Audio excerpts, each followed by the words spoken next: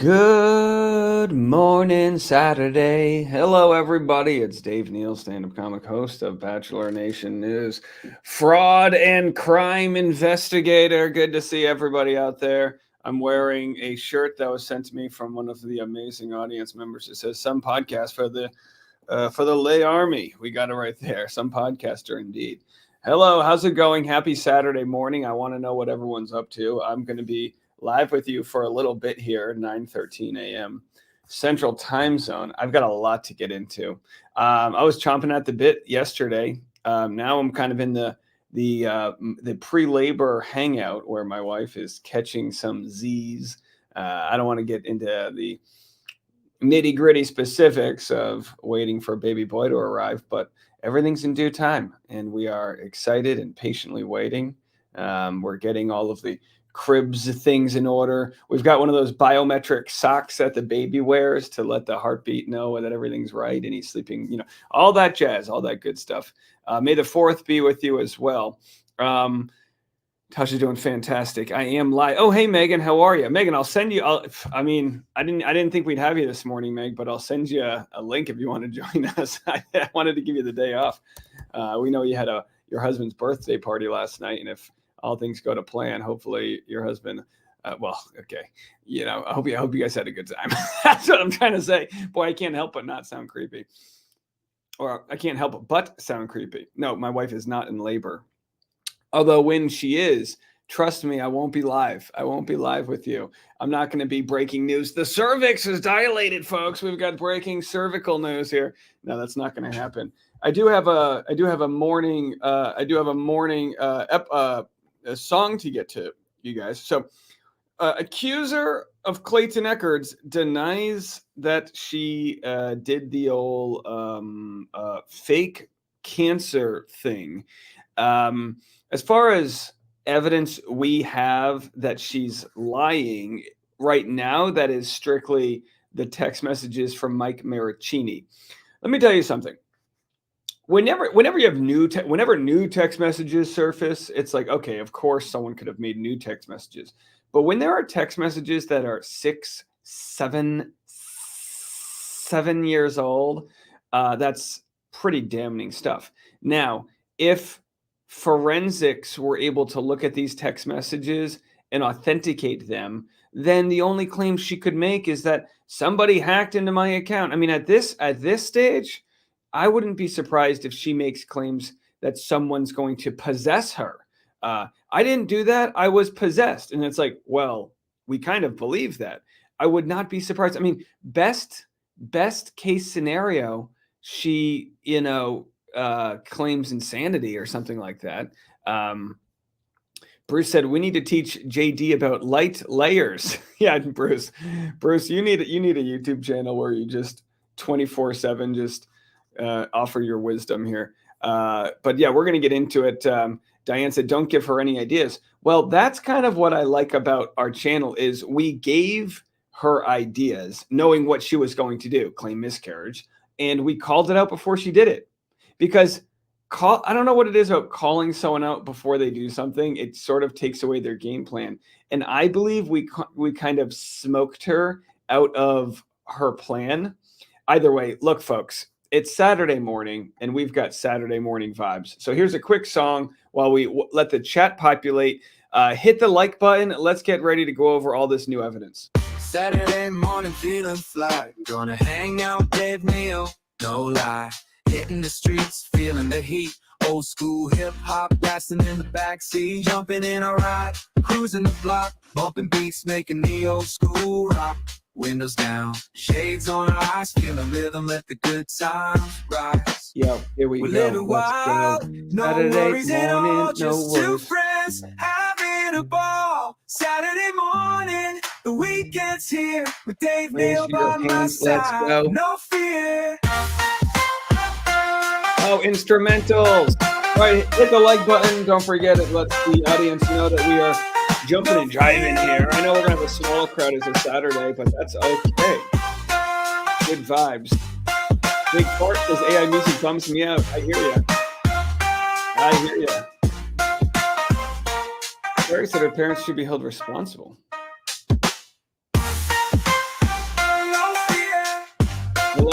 Washington State. Daryl, how are you? He said his oldest daughter was 2 weeks late. Yeah, we got a little bit of time. Should I just play this music in the background as I record documents? So she's going to claim now that she didn't make up the answer story, and we're going to show otherwise. Plus, we'll go through a little replay of her order of protection as we look at it from the lens of 2024. So let's jump into it right now. Why don't we? All right, let's jump into it. And by the way, I have on my podcast today, I did a special Q&A. I got a lot of questions about Jane Doe and my thoughts on different things. You know, some things that I haven't really discussed here as far as like how it's affecting my family and what I think her, plan is and why I'm sucked into it all. So if you want to hear any of that, the best thing you can do to help me out is continue to subscribe to the podcast. This week, I will be changing the name from Bachelor Rush Hour with Dave Neal to The Rush Hour with Dave Neal. And that's, as a way to kind of diversify into a larger niche. You're still going to get the same content. I'm still going to cover Bachelor and Survivor and other random shows with all of your entertainment and pop culture needs. But of course, it'll just be a way for me to, branch out of the niche. All right. I actually have to make this, my page a lot bigger because I can't see what's going on here. But just to catch you guys up on what we found yesterday, a wild day indeed yesterday. So this first document is an email, and we broke this story on Megan Fox's channel. This is an email from David Katz, who is the lawyer or agent, which is kind of like a lawyer, for Jane Doe's father. Jane Doe's father was a hit radio DJ, and he had an entertainment agent who was there negotiating his deals. That agent's name was David Katz. Well, this email from David Katz, which is purportedly fake, we're still trying to find out. DavidKatzNYC@gmail.com. Why would a professional agent who's with a top tier agency, why would they have a personal email like this? Well, they emailed Mike Maricini, who we've called victim number one. And they emailed him trying to get him to be a part of a radio show with Jane Doe. I wanted to write you quickly to say, I'm sorry to hear about your grandfather. In my opinion, the amount you are asking for is reasonable. I'll work on it. So a guy that's never done radio before, Mike Maricini, and we like Mike Maricini. I've been in this situation where I've had deals offered to me that were too good to be true, and they never actually happened. There was someone that I met when I first got into acting, and she was a part of a movie that was coming out, and they had all these names attached, and they wanted me to be a character in the movie, and it was going to pay X amount, and we were going to, I literally printed out the screenplay. The screenplay was terrible. The screenplay had typos. I printed it out at Kinko's in my hometown. I was going over my lines, and the movie never materialized. And in hindsight, I realized that this movie was not getting made. It was someone's, fictitious, it's just like their dreams of what it could have been, but anyhow, I say that because right here, Mike Maricini has no idea how it works, but no one's offering somebody $3,500 a week to be a radio DJ when they've got no experience being a radio DJ. You probably would get a gig, if any, for $500-600 a week, especially if you're new starting out. When you're a new DJ, they'll put you on at the 2 a.m. hour. You'll be at the 2 a.m. to 5 a.m. hour. It just isn't happening, right? Now, what we've learned is that Mike believes that David Katz was made up. Now, the guy's real, but Mike Maricini believes that Jane Doe made up this email, this man, in a way to try to encourage Mike to work with her so that they could have a partnership. It's very similar to Clayton Echard's claims where, as we saw the text messages, she was going to, Jane Doe was going to buy a couple homes, and Clayton was going to make a couple $100,000 commission. So let me tell you something. In a relationship, everybody should have equal footing. No relationship should begin with one person trying to get some monetary gain over the other, right? This is not a good idea. Not a good idea. So anyhow, this is just the icing on the cake of all of the what we're going to talk about today. We are still going to wait to hear if we get confirmation from David Katz that this is all made up. If anybody knows David Katz, an agent, I believe either out of San Francisco, it could be that he's out of LA. He doesn't have to be in San Francisco, but if anyone knows him, we would like to get a statement from him saying that this was not an email from him. We know that's true, but we would like to get that, on the records, as it were. So we have a response from Jane Doe, essentially saying, I did not make up the cancer claims. So we're going to get to her response in a second, but let's first go to this email that we have right here. Actually, we can look at it in the forensics. We have this forensic email, right? So here it is. You guys see this forensic? Hold on a second. We got to pop it up here. I don't know why it's not showing up. Let me see if I can redo this here. So we open the file. I just saved this file. Here it is. Here's the email. Text messages. I want to help people. Let me enlarge this on my end. I want to help people who were in my situation in the past. Again, this is a text message Mike Maricini claims is from Jane Doe. It's important to know this because she's about to deny a lot of this. I want to have standards for myself and to be with someone who respects me. When you are so adamant that you don't want to have it be known that to your close friends, let alone social media, that you are with me, it greatly hurts me. It makes me feel discouraged and disrespected. I am so proud of the person you are now and who you are trying to become. Same thing she said to Greg Gillespie. Same thing she said to Clayton Echard. In the future, and have so much respect for you because of that. If the situation were reversed, I would be your biggest supporter and do everything I could to let you know how special you were to everyone and how I believed in your ability to learn and move past such a horrible situation. And if you gave me your word that it wouldn't happen again, I would believe you. I completely love you, Mike. And regardless of whether or not we work out, I know my feelings for you always have been honest and genuine, even if you question them. I know that you aren't there with me on feelings, and it's been hard for me to believe that because mine have been so strong. I feel hurt and I want to move forward in a better direction with you than we have gone before. Anyways, I realize this is a long text, but needed to pour my heart out. All right. It's like, honey, take a hint. He's not into you. This is a new podcast called Honey, Take a Hint. He's not into you by Dave Neal, where I just tell people, honey, take a hint. He's just not that into you. Did you read it? I mean, I'm planning on it, so hope I didn't piss you off. Was just trying to be honest. If I'm being honest. So then he says, it's going to be hard to respond, but I'll give it my best shot. Your first paragraph is incorrect. It's plain and simple. I think you're very generous and always wanting to do something fun, which is why you book the trips. But you usually do it without me knowing about it or chatting with me. Don't get me wrong. I appreciate Iceland, Napa, Dubai, but I've had talks with you previously about no more trips until we figure out us. So again, she makes these trips. Then she gets him to go on them after she books them. My guess is the booking's fabricated too. Like she says, I booked a trip, and then once he agrees to go, then she buys the tickets. That's my opinion. He said, but I think you have said things that were unnecessary and probably slowed down this process. At this point, I look at the radio, not happening. So he's turning down a $200,000 to $250,000 a year gig because he doesn't want to be with her. I'm happy it worked out for you, but I'm not going to invest any more time into. In regards to the horrible qualities comment, I think you're missing the point of why I have trust issues. First, you lied about pregnancy, not once, but twice. Then you have these suicidal thoughts that were terrible and lasted for months. It was manic depression, and it threw me for a whirlwind. So again, I don't have to go into the forensics of why I believe this is real. But as of right now, these look like extremely, accurate text messages, right? When you dive into it, you don't see any evidence that this is made up. These are digital copies.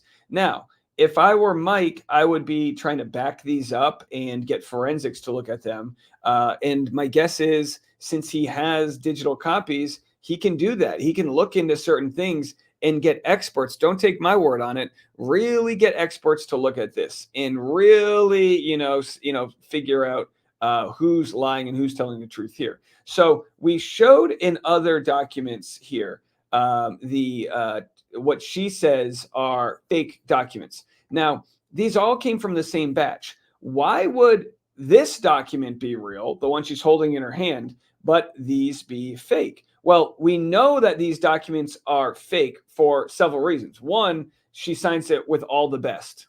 We just know that's not true. John Chung K. Chan is a real person, but his name's hyphenated. So we've got all of these things we're looking at here that are just blatantly wrong. Now, none of this matters because she's denying it. What, we talked to a pathologist who, an expert who said, look, this would never happen. No one would ever send documents like this. No one would send documents that say ovarian cancer. Not to mention, we looked into it at her age range. Ovarian cancer is extremely rare. So none of this would have happened. We've seen errors down here with the way we look at, where it says Rebecca Yee, MD, final. This is a complete error. This is all fairy tale land. So now that we've called it out as fairy tale land, we are getting her response, which is, I didn't actually do that. And it's like, look, let me tell you this, and I hate to be a little crass. Jane Doe, let me go to a wide camera here. Jane Doe, honey, listen, Toots, you want to fuck with the big boys? Do it. Do it. Don't change your story. Don't play that chicken shit. Oh, it wasn't me. The dog ate my home bar. Don't piss on my leg and tell me it's raining, okay? You want to play with the big boys. You want to play this game. Play it. Have fun. Let's go. But don't do something so chicken shit as just then say, well, it wasn't me. I mean, look, at some point, her lawyer says, boy, we're going to drop her if we find out she lied. We are going to get rid of her if we find out she lied. When? What's more likely? Every single one of these guys with hard evidence dating back 7 years. 7 years of evidence. How's that for a song? 7 years of evidence. Tim said, don't ever let anyone piss on your leg. Well, if my wife pissed on my leg when we were in the shower, I wouldn't compare. I mean, she would get disgusted. She's like, how dare you pee in the shower? And I'm like, why are we married if we're not allowed to pee in the shower? You know what I mean? She's the water vapors, Okay, TMI. Okay, so anyhow, we're going to share her response. And then we'll take a minute here and we'll get into a little bit of some other aspects of the videos that we have. Because, we've got some order of protection videos we're going to get into, which are absolutely wild. Absolutely wild. How sad Clayton looks here as he's leaving his order of protection. It was insane that he lost this. Insane in the membrane. Terry said, anyone she may date in the future needs to watch Dave first. I'll be quite honest with you. I really feel bad for her. And I know a lot of people don't have the same sort of way of thinking, but like she has, it's one thing to cheat on no, I don't recommend this, but you can overcome cheating on a partner. Maybe not with that partner, but you can learn your lesson. You can work on yourself. You can get therapy. You can realize you were the problem, not your partner, and you were searching something, whatever. You can do all that. I don't know how she recovers from this. I truly mean this. I don't know how she finds a man willing to put up, and again, not to say like time's a ticking here. She's approaching her mid-30s here. But what person, the dating pool is hard enough out there. The dating pool is extremely hard. What person is going to want to deal with a liability that is all of the things she's accused people of? Like, I just don't understand. I don't understand how this is going to work for her. So anyway, let's jump into this document right here. So we get on the phone with the pathologist. We do all the work necessary to prove that those cancer documents were fabricated.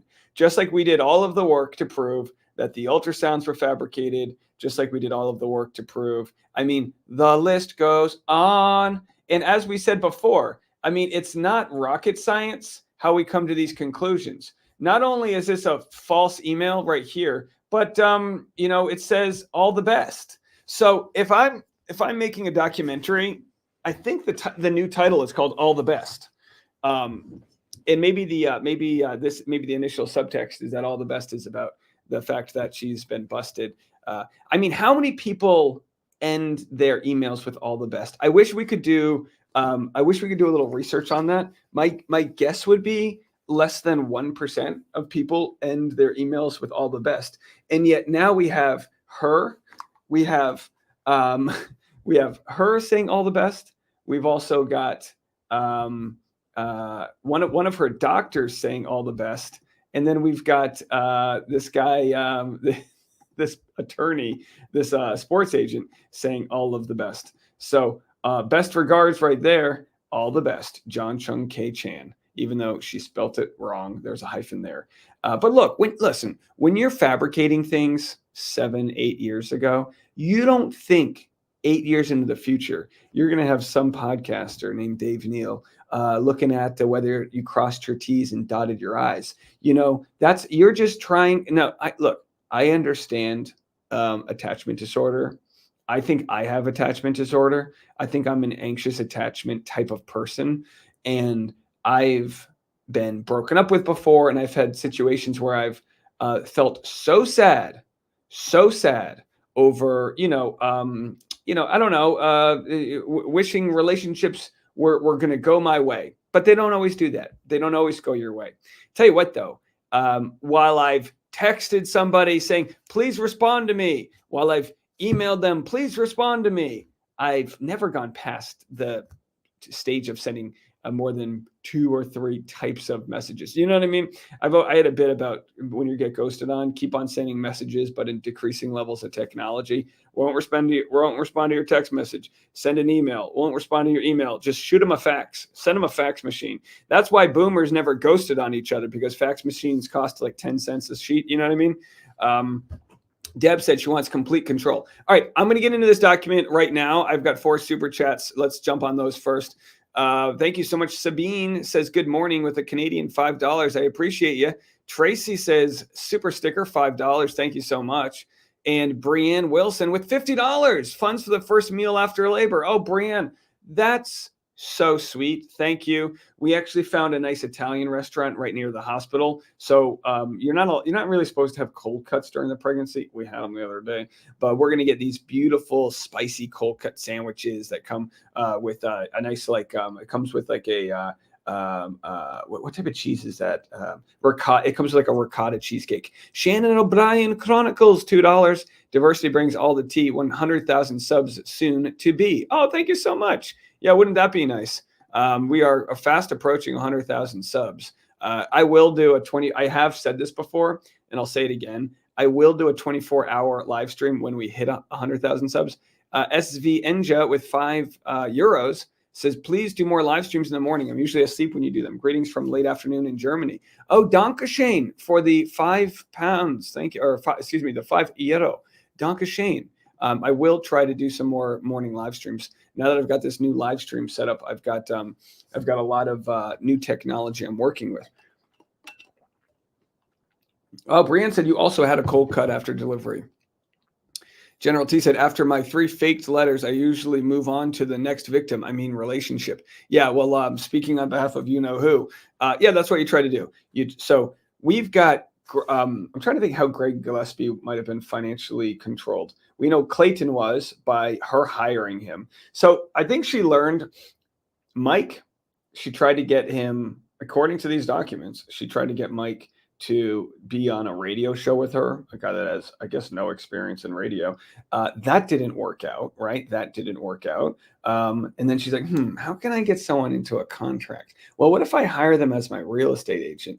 I mean, short of a lawyer can drop you through the right channels. A real estate agent, has to answer your calls. If they are your agent, they have to work for you. If you're putting an order and you have to hear from them. It's absolutely banana land.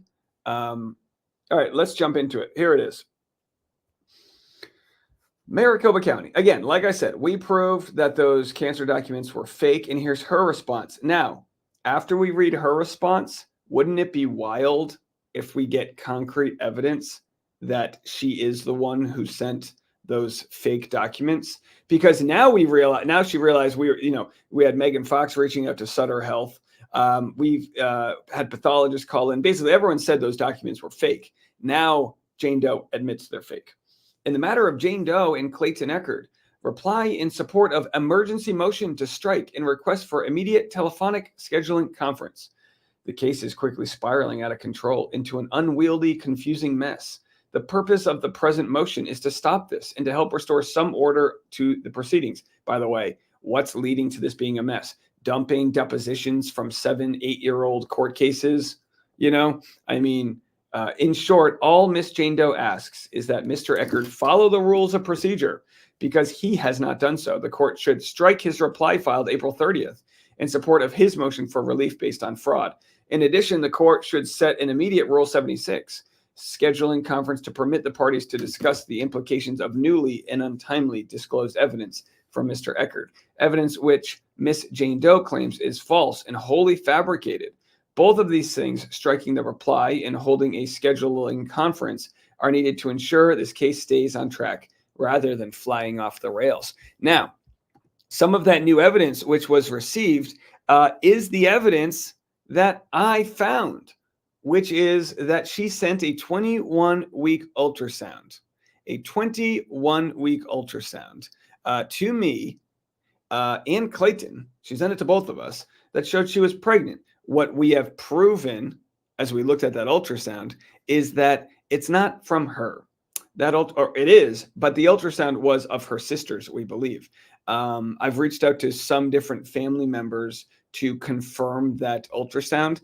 All I can say is this. I don't know if Jane Doe's sister had a baby 2023, June, I believe.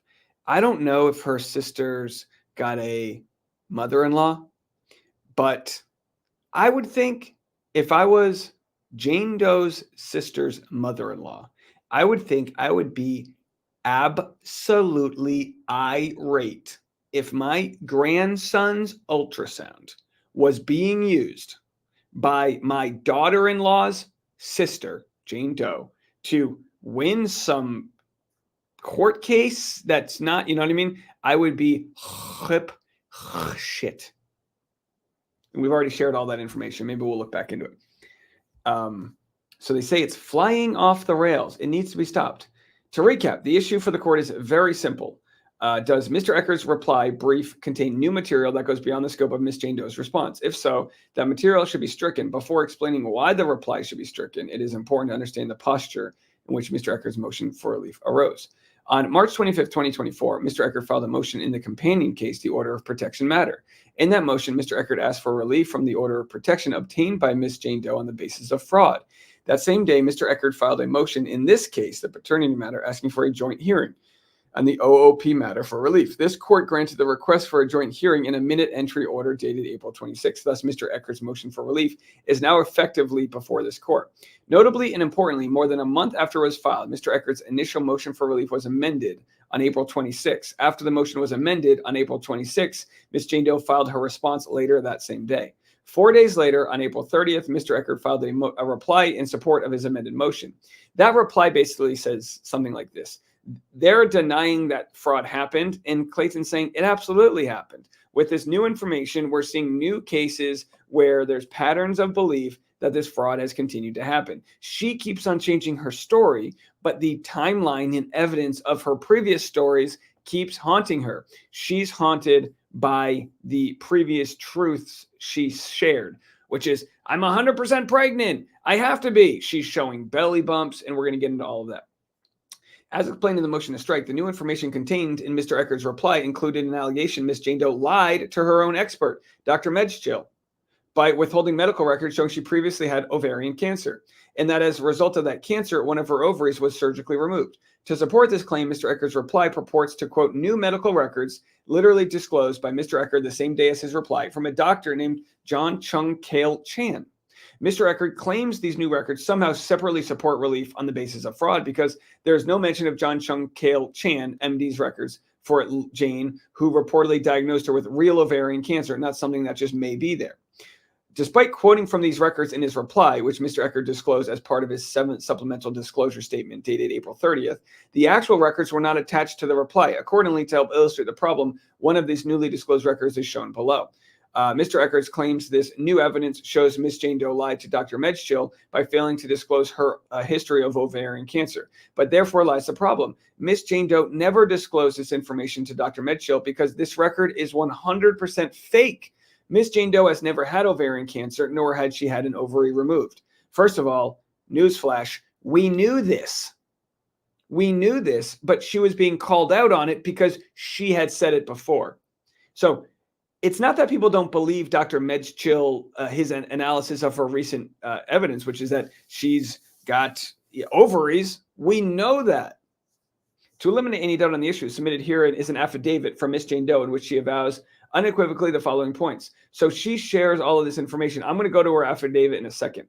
Given that information, the prompt should be clear. Mr. Eckert that has asked this court for relief on the basis of fraud, but rather than playing by the rules and giving Miss Jane Doe fair notice of his allegations and a fair chance to respond to those claims, Mr. Eckert did precisely what the rules forbid. He tried to sneak new and previously undisclosed information and allegations into a reply brief. In doing so, Mr. Eckert not only violated the rule, he violated one of the most fundamental rules of basic fairness in litigation. By the way, this information deadline for evidence is May 10th. Now, I'm not a lawyer, as you can tell. I'm just some podcaster.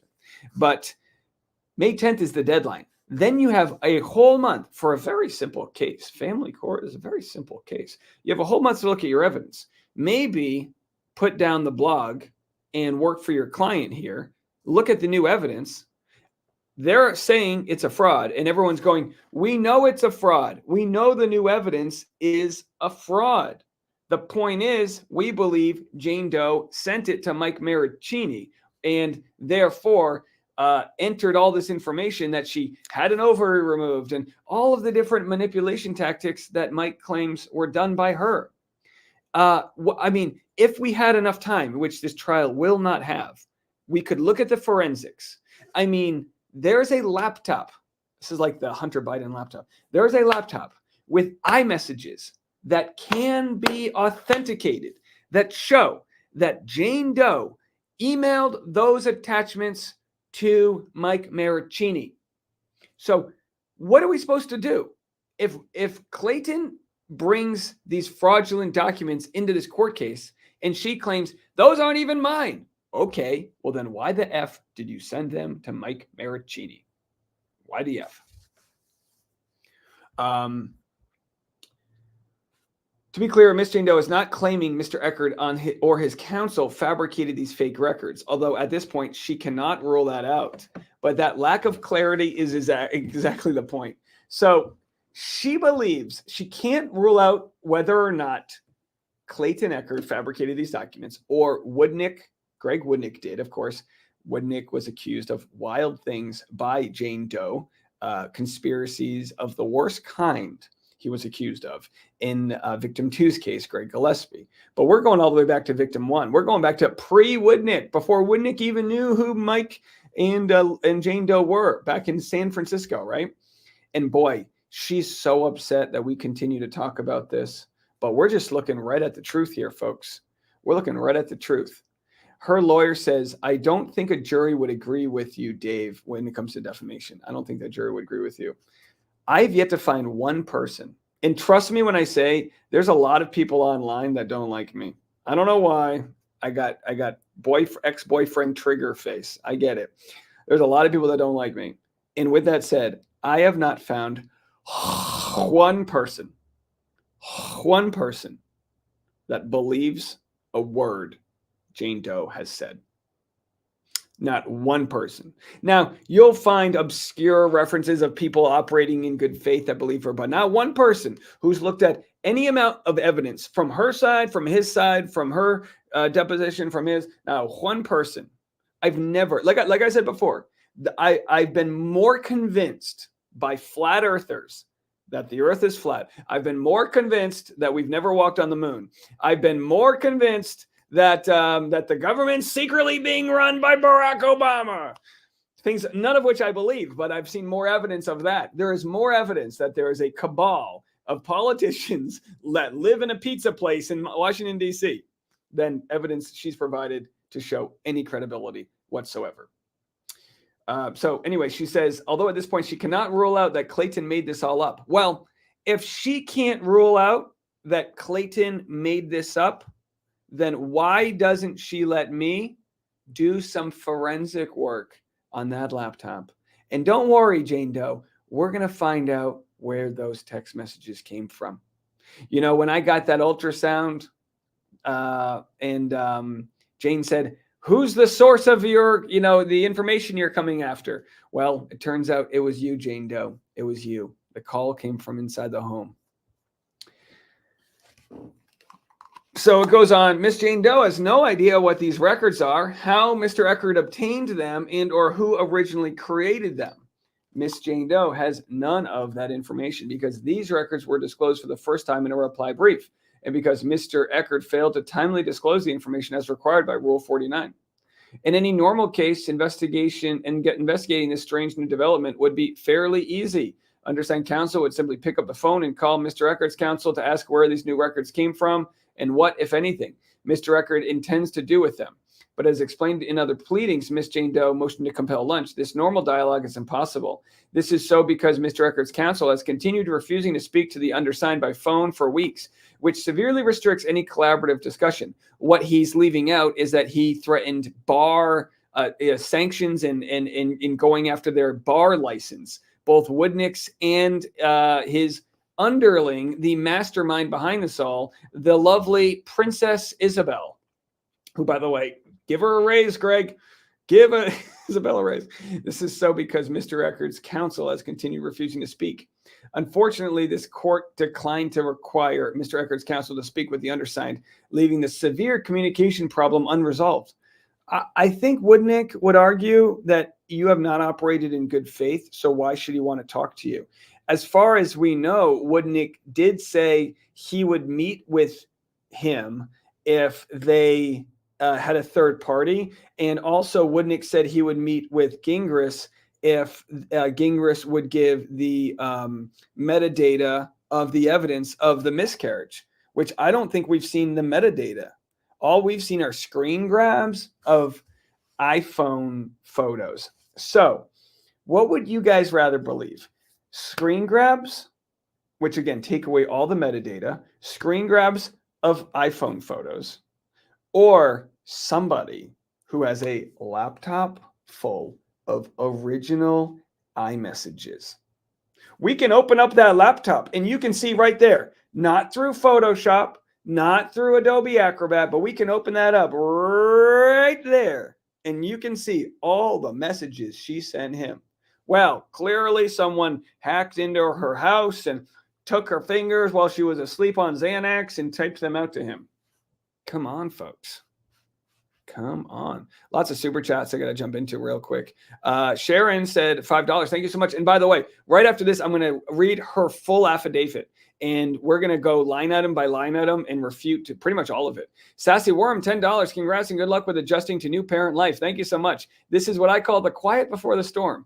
Pamela, $5 in memory of my wonderful son, Matthew, September 21st, 81 to September 3rd, 2006. He believed in truth like you, Dave.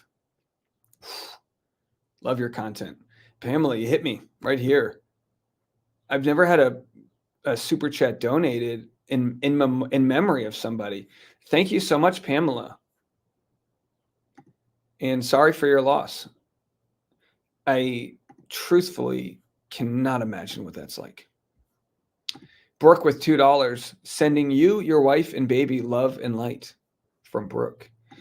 Amy, $20. Oh my gosh, Amy, thank you so much. Hey, Dave, from a fellow Rhode Islander who found you during JD days for your incredible work ethic and celebration of the new baby. Oh, Amy, that's so kind. Thank you so much. Amy, I had a frozen lemonade at a baseball game yesterday, and it tasted exactly like Dell's lemonade. It made me feel like I was back home.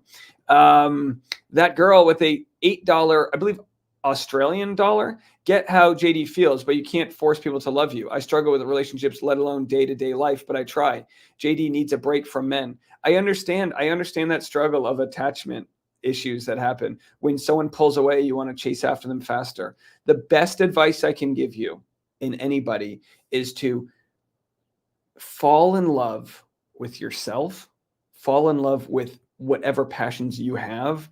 The right person will love you if you love yourself. I'm not saying you don't. I'm just saying the right person will love you if you are just nose deep pursuing your own passions. They will find you. That's the big sort of thing there, right? Is that you want to find somebody, so you want to go look for them. But when you look, it's like if a dog's missing and you go run away looking for your dog, they're going to run in the other direction. So I totally understand how hard it can be to like work on what feels like a time crunch and find your love and all of that. Work on yourself. You'll be surprised who shows up when you're investing in yourself.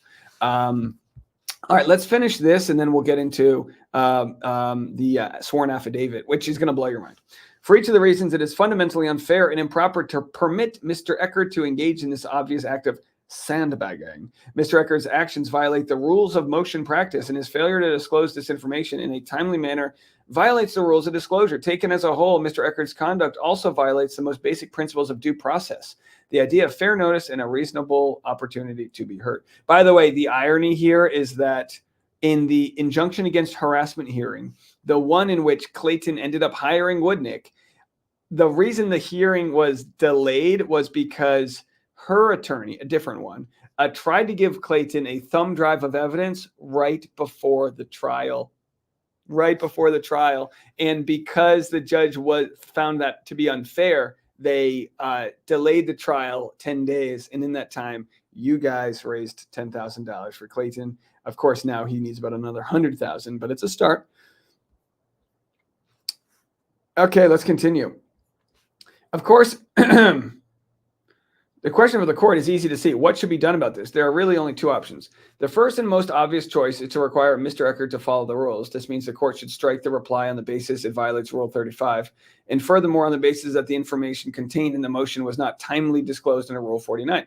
Of course, that may not permanently resolve the problem. Mr. Eckert may still choose to bring a new motion for relief on the basis of newly discovered evidence based on these same fake records. Alternatively, even if he does not bring a separate motion seeking to place these new fake records before the court, presumably Mr. Eckert may still attempt to offer them at trial. Under these circumstances, to ensure a permanent solution, the court should immediately set this matter for a scheduling conference for the purpose of asking Mr. Eckert to explain his intentions regarding these records. Depending on his position, Mr. Eckert must have Miss Jane Doe must have a fair chance to respond, which may include seeking a continuance of the current trial date.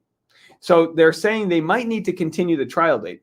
To avoid confusion, Miss Jane Doe's position is as follows. As explained in the motion in limine filed on April 30th, 2024, Mr. Eckert is trying to establish Miss Jane Doe guilt in this case by offering prior acts or propensity evidence from previous relationships. And these newly disclosed records, while fake, relate only to that same argument, proof of prior acts.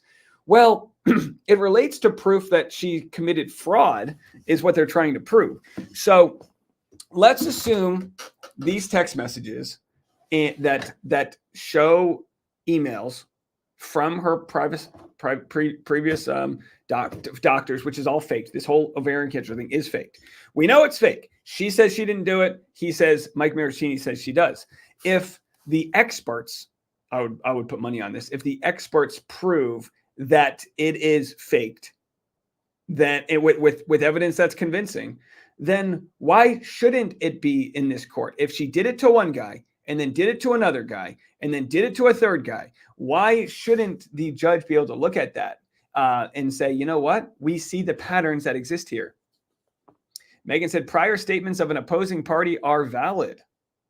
On the other hand, if the court is inclined to allow Mr. Eckert to use evidence of alleged prior acts, including fake medical records disclosed by Mr. Eckert for the first time, just days before the existing disclosure cutoff, which is a whole month before the actual trial, Miss Janie Doe must be allowed a full and fair opportunity to investigate, perform discovery, and develop a full response. That would necessarily require continuing the current trial date by at least 60 to 90 days. Miss Jane Doe does not want to move the current date, but that may be unavoidable depending on how far afield Mr. Eckert is allowed to go with respect to evidence of Miss Jane Doe's past relationships. That is why a scheduling conference is so clearly necessary. For the reasons stated above, the court should strike the reply filled by Mr. Eckert on April 30th in support of his amended motion for relief based on fraud.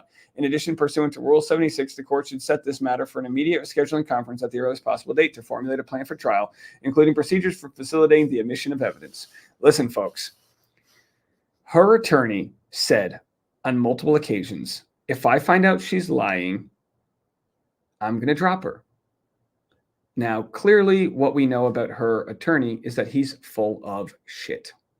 He's full of shit. Now, you could argue And I think he's moved the goalpost as quickly as she does. Listen, if anyone wants to buy mobile goalpost, we've got a mobile goalpost for sale here by Gingras Law. He said if he finds out she's lying, he drops her.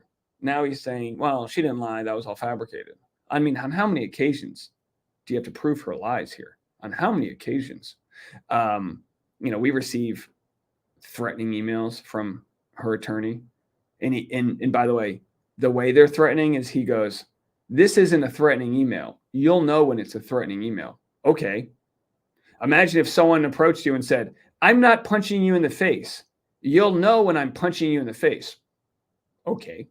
And my response to that is what I've learned, which is to let the experts and let the professionals work it out. So that way I have given Gingras my attorney's email, and that makes it so that he can no longer contact me.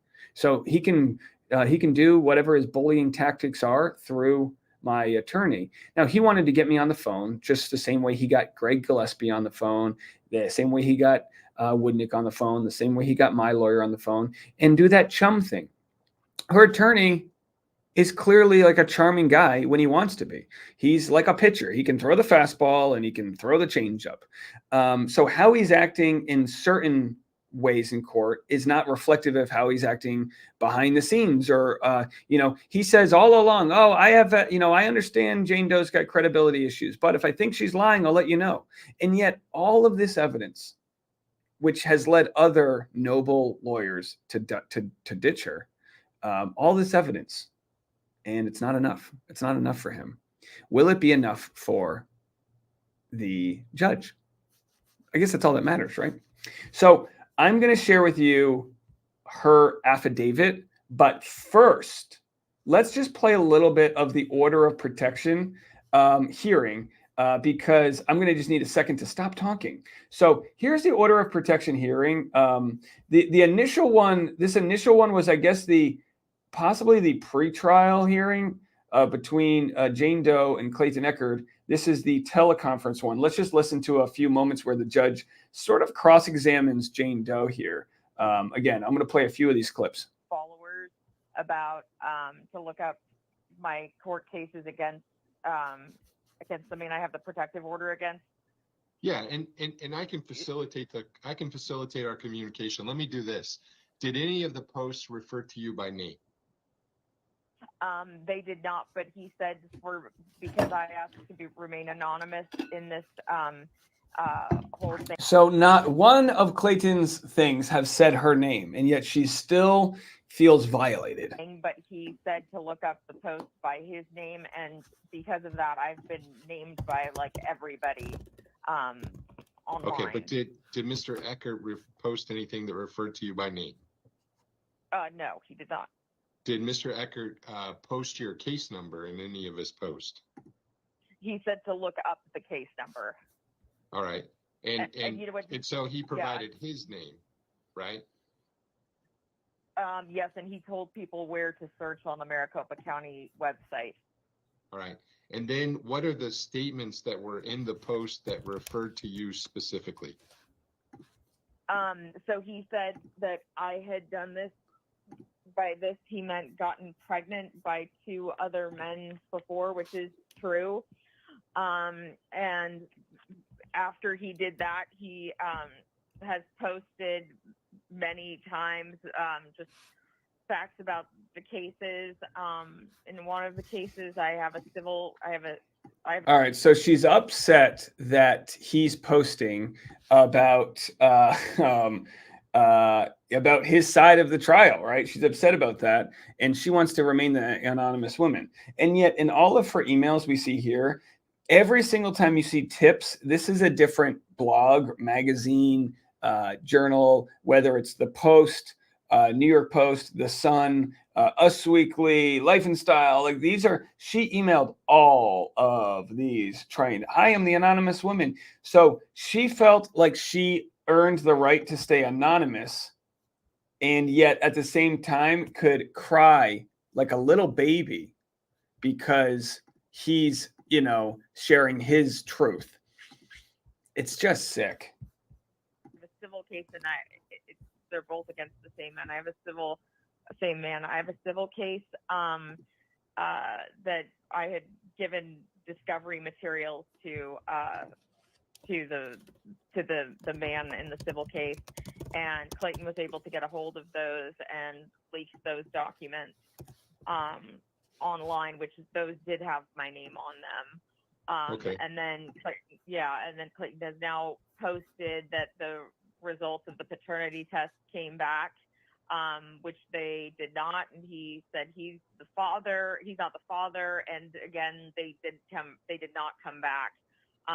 He's posted this, and so then I'm just getting harassed like crazy. I just have to go and submit a retest. And those retests have proven little to no DNA. Not once have they proven any to substantial DNA. It's just little to no. So this is the order of protection hearing. And again, the next one is here. We can go into this if you want. You can actually see Jane Doe has a gigantic belly. I mean, she's looking full term here. And now what we know is she claims she had miscarried a month earlier. How do we get away with this? Yes, it is. Okay, Your Honor, I'd like to move into evidence exhibit 16. We have great questions. And by the way, I can't boost this any louder. This is as loud as I have it here. So I guess what I'll do is I'll turn my mic down a little bit. I'll turn my mic down to right here. That way my sound isn't blasting louder, and then we'll play what she had to say. But yeah, we had some great thoughts here in the super chats. Sylvia with a nice Canadian $7 for some Prozac. Well, thank you so much. And then a South African donation from Higgles to our soon to be awesome mom and dad, Dave and Tasha. Some change to do with what you like. Love to you all. Thank you so much for that. I really appreciate that. From South Africa. And then we have Jen. Jen Lee says, I wonder if Mike giving an interview would violate his protective order. $10. I know he's been afraid that it would, but I don't believe so. If anyone in the chat know for sure, I don't believe that would violate his protective order.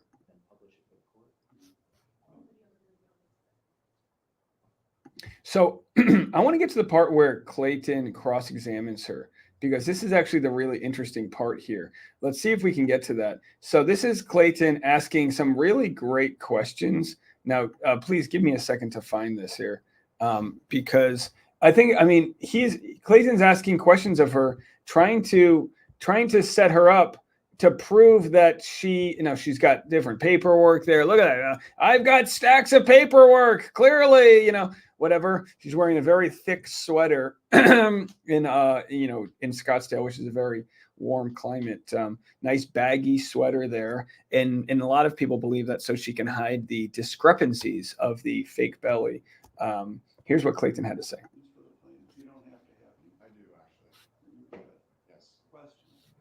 So the judge says, do you have questions for the plaintiff? Let me know. Can you guys hear this okay? I can't get it any louder. Is this okay? Yes. Ms. Owens, did you send me via email an ultrasound video? Yes. Great questioning. So he lays the foundation. She admits to sending him an ultrasound video. Now we know she has denied sending this video. This is the same video she sent Reality Steve. It's the same video she uploaded to her Dropbox. You're gonna see briefly how she tries to explain that away. So we'll show that in a second as well. So you guys can't hear at all?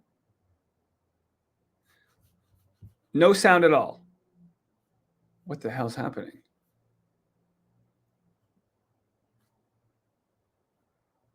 You guys can't hear this at all. On a scale of 1 to 10, can't hear it at all. All right, so you know what I can do? Here's what I'm going to do. I'm going to actually download this whole video right now, and then I'm going to boost it in post, and we're going to watch this thing in post-production, okay? So there is sound, but it's very low. Okay, here it is. I'm going to go back to my normal audio, and I'm going to download this, so just give me a second here.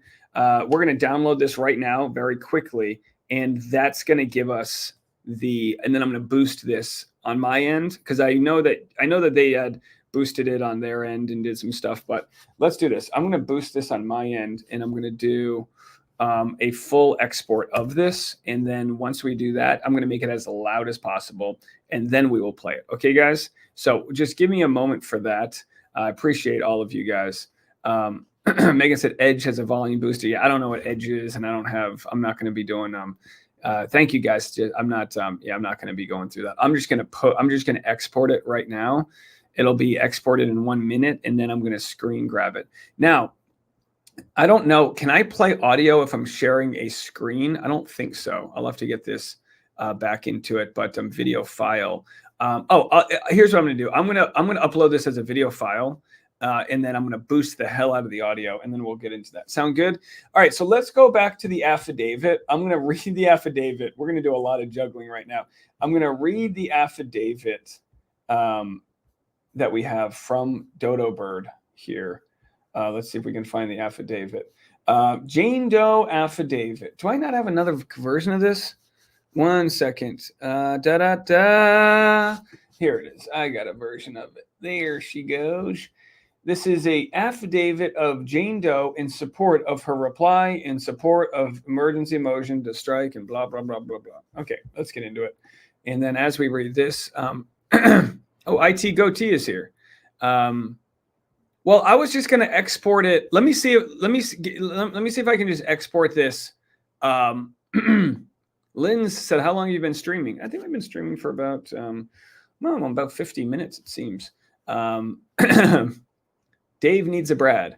Oh, Maggie with a $50 super chat. Unbelievable. Thank you so much. Happy B-Day, Dave and Tasha and baby. Yeah, yesterday we started setting up the bassinet. We have a bassinet that goes on the Uppa Baby stroller. It is so nice. It is so unbelievable. Anyway, let's look at the affidavit here. My name is Janie Dodo Bird III. If called to testify in court, I could and would testify to the following under penalty of perjury based on my own personal knowledge. I am the petitioner in this matter. I am aware that on April 30th, counsel for respondent Clayton Eckert served a document entitled Respondent's 7th Supplemental Disclosure Statement. Why can't you guys? Oh, sorry. Making sure you guys can see this here. There it is. Still new to this technology. We're getting there, folks. We are getting there.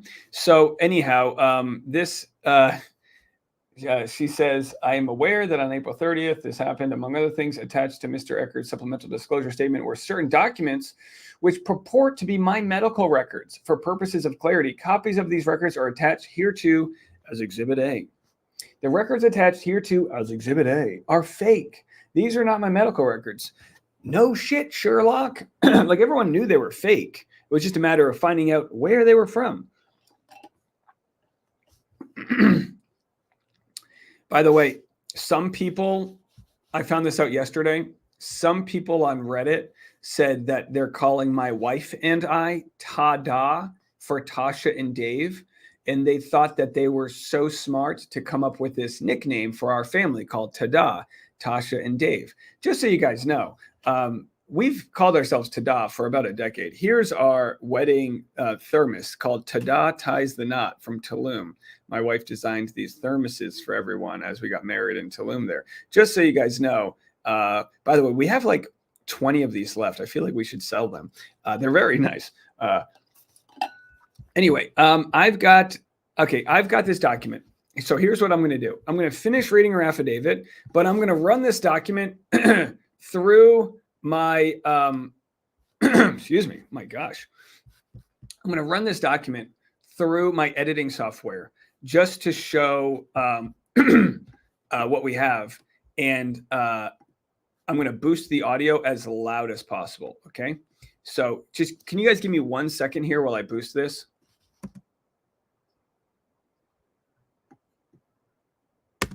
I think that's good enough. I tell you what, let me see if this, if what I just did is good enough, and I'm going to boost this in post. And let's call this Clayton Good Audio. And anyway, so what you're going to see right now is the better audio of what we got there. Let's make this as an let's do that there. It's 51 minutes long. Does that make sense? 51 minutes? That seems short. No. It should be an hour and Okay, let's see why export. I don't know why this would only be 51 minutes. Just forgive me while I do this. Forgive me, Father, for I have sinned. We'll go full source, an hour and 42. Okay, we got it. It's going to be half a gig. And we're going to call this Clayton Audio Net. Clayton Good Audio. All right, so I'm going to see if I can upload this to StreamYard. It's going to take a few minutes, so let's go back here. We'll get back to that in a second.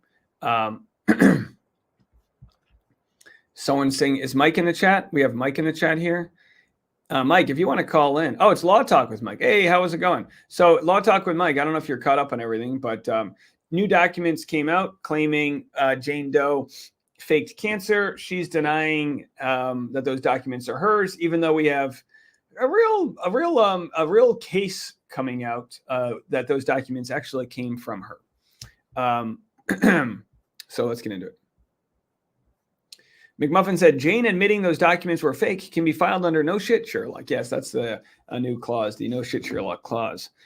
So anyhow, she said the records attached are not my medical records. I've never had, nor have I ever claimed to have ovarian cancer. I've never had, nor have I ever claimed to have an ovary removed. Many years ago, I was diagnosed with polycystic ovary syndrome. I have received treatment for my PCOS symptoms, including a pelvic scan performed at Scottsdale Medical Imaging on June 7th, 2022. So now we see why she knows Scottsdale Medical Imaging. Among other things, when I retained Dr. Michael Mitchell as an expert in this matter, I provided him with true and correct copies of certain medical records, which are identified in and attached to his expert report in this matter. Among those records was a report from Scottsdale Medical Imaging, shown below, which confirms the presence of bilateral ovarian cysts during my scan. So we know all of this. We know her uterus is present. We know all of this to be true. But the point is that she, according to Mike Maricini, sent her these documents that claimed she had, quote unquote, real ovarian cancer. Okay. So she sent those documents according to Mike, and according to, all right. So who am I getting a text from? Is that a text from, you know, one second.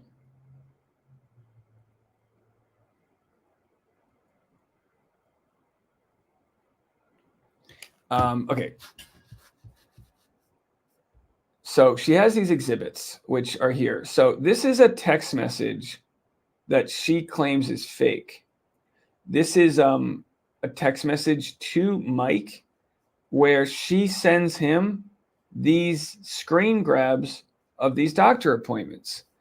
Again, according to Mike, I believe this is his phone number, and these are her text messages showing all this. So she's showing in her evidence that this is fake, which we know it's fake. What we want to know what could be real is these text messages to him. If we can show, and again, why would we think that this is something fabricated by her? Well, who the hell is in charge of this email, which was sent to Mike, which is an email from her attorney, her agent they're working with to get them to host a show together. So these are the questions I think it is so fair to ask, which is, where did the text messages come from? Now, I don't think it's completely crazy to believe. Oh, hold on. I don't think it's completely crazy to believe that she made up the ovarian cancer based on the other evidence. Like, do we think Mike made it up? And if it wasn't Mike and it wasn't her, does anyone hate anyone so much that they're going to fabricate cancer? I don't even know where to begin. I'd love to hear your theories out there if anyone has any good theories. Okay, I just boosted this audio. Can you guys let me know if this is better?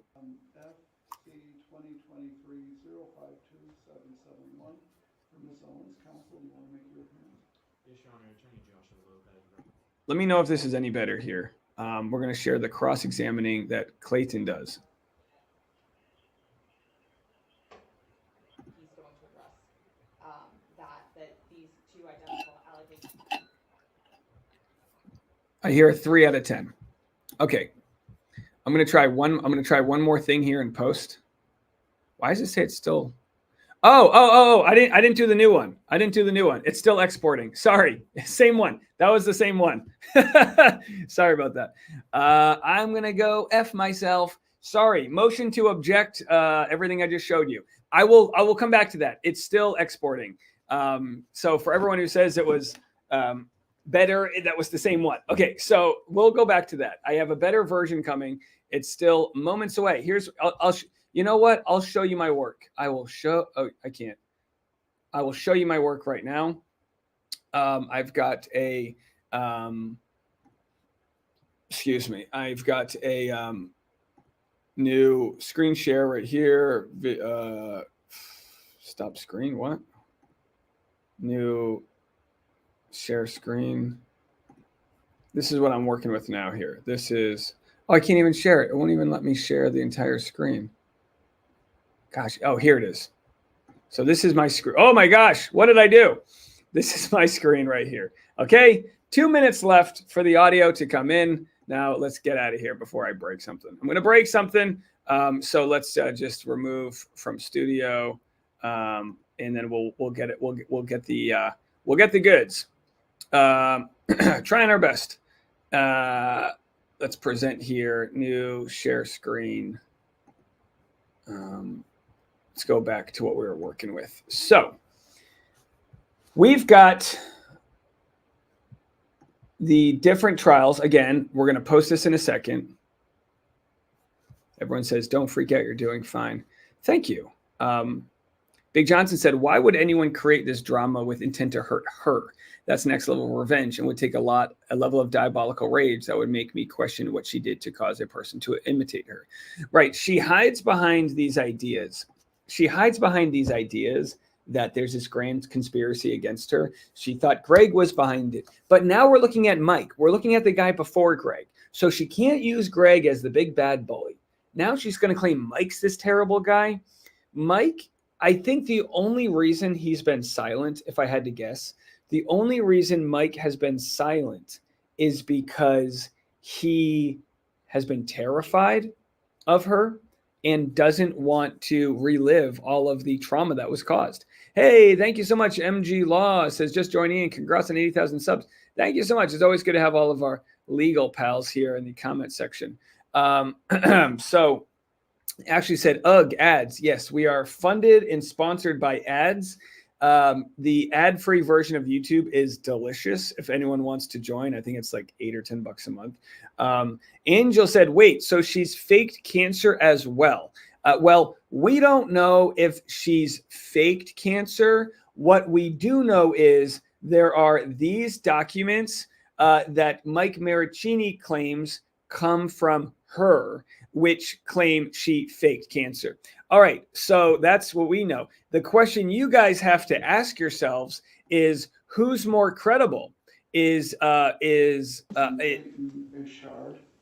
right, it looks like my audio boosting worked. On Reddit, and this image was shown. Somebody had gotten this image on Reddit, and it was with my face. They just took it out for the purpose of this post.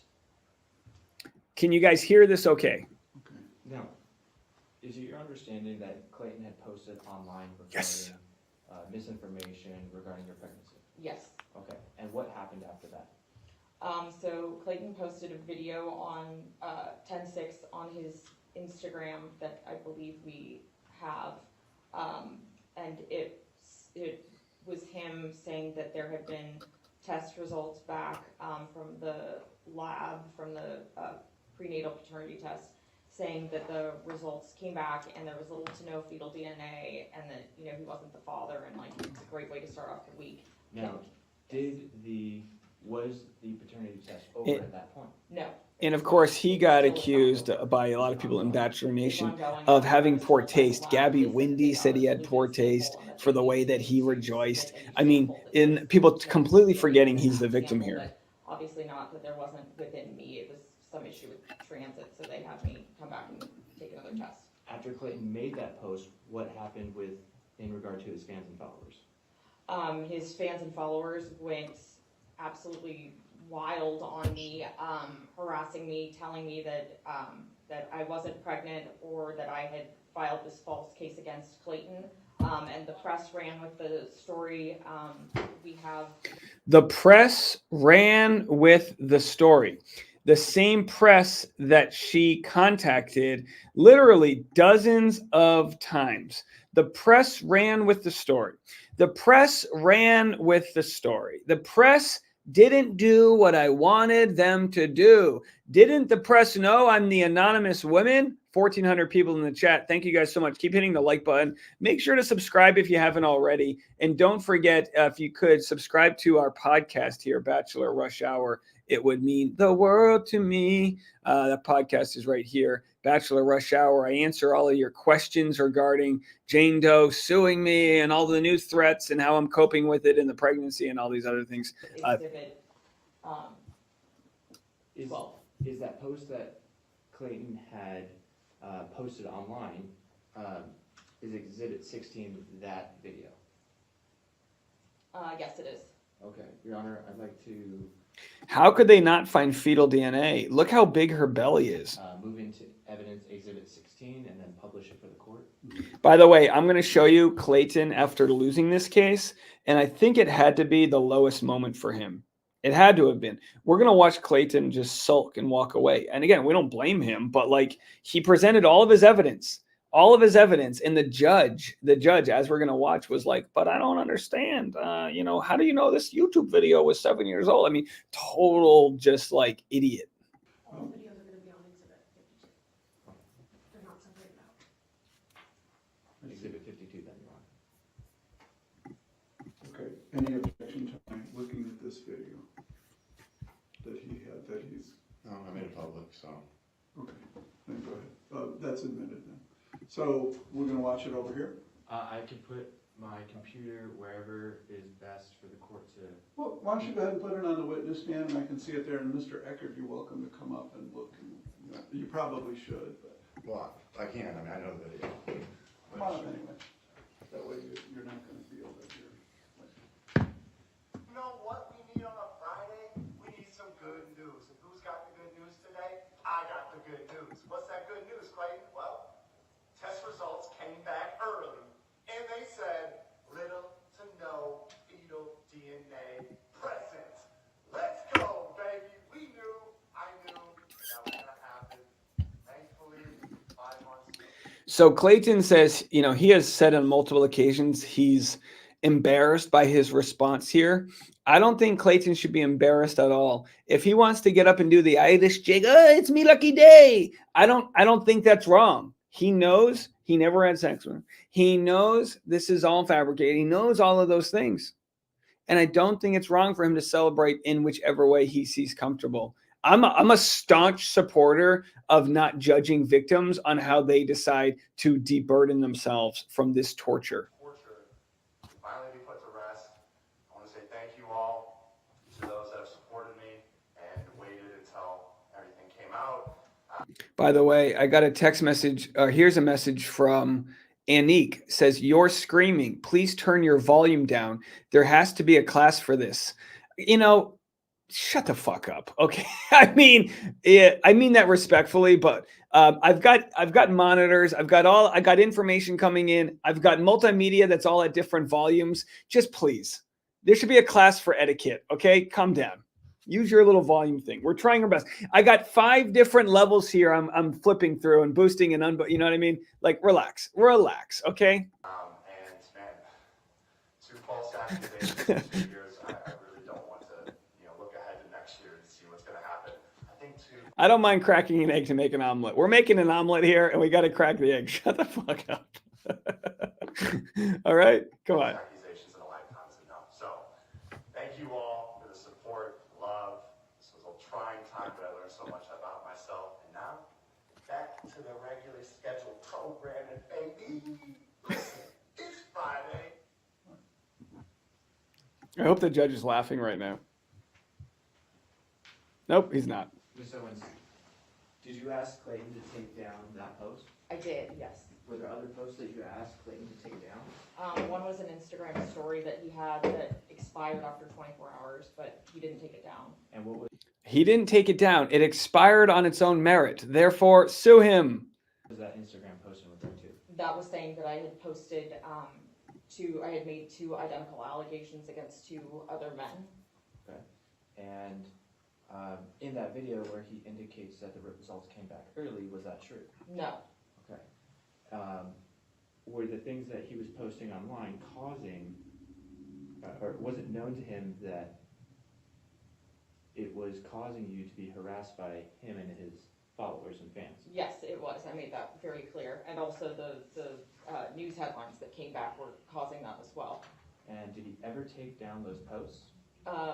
The Instagram story expired after 24 hours, but the other post, no, that's still up. Okay. Now, what happened on 9/21/2023? When was this Instagram post, by the way, that you've referred to? That was on, I think it was 10/6. Do you have any pictures of it or anything?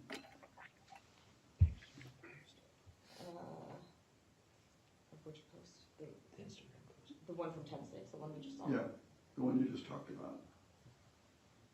Not the video.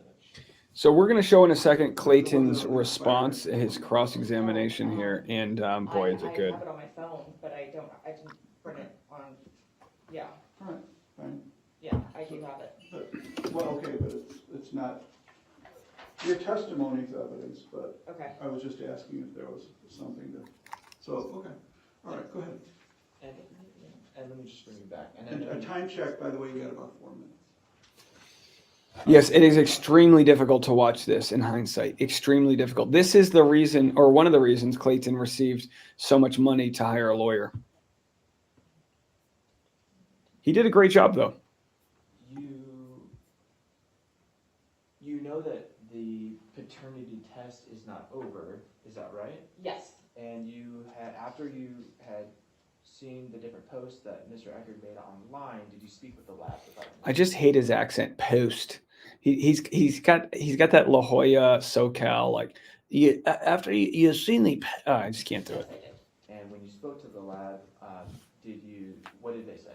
They said that the testing was ongoing, and they said that Clayton very well knew that the testing was ongoing despite having posted that. Okay, and do you have a phone call with the lab in regard to that? Yes, I do.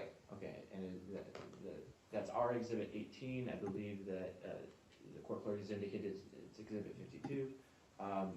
Your Honor, I'd like to move into evidence our Exhibit 18, which is a phone call with my client and the lab. Any objection? All right, so I'm going to just tell you what it says because we already played this. It's the lab saying the test is ongoing.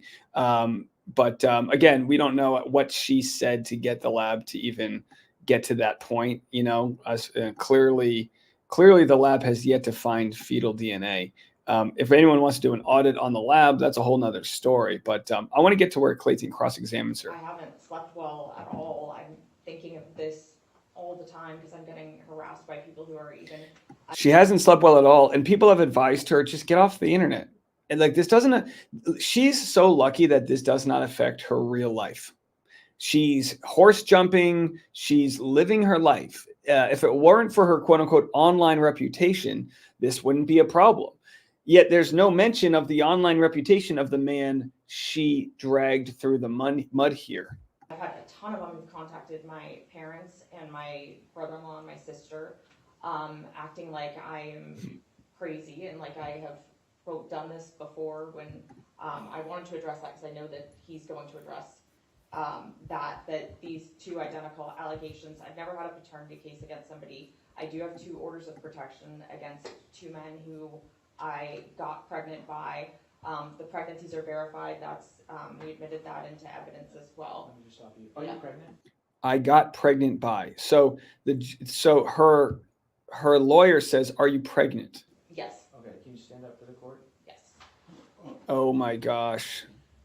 So there she does like a partial stand up. She does this. She does a squat. Mind my short shorts here. She does a squat here.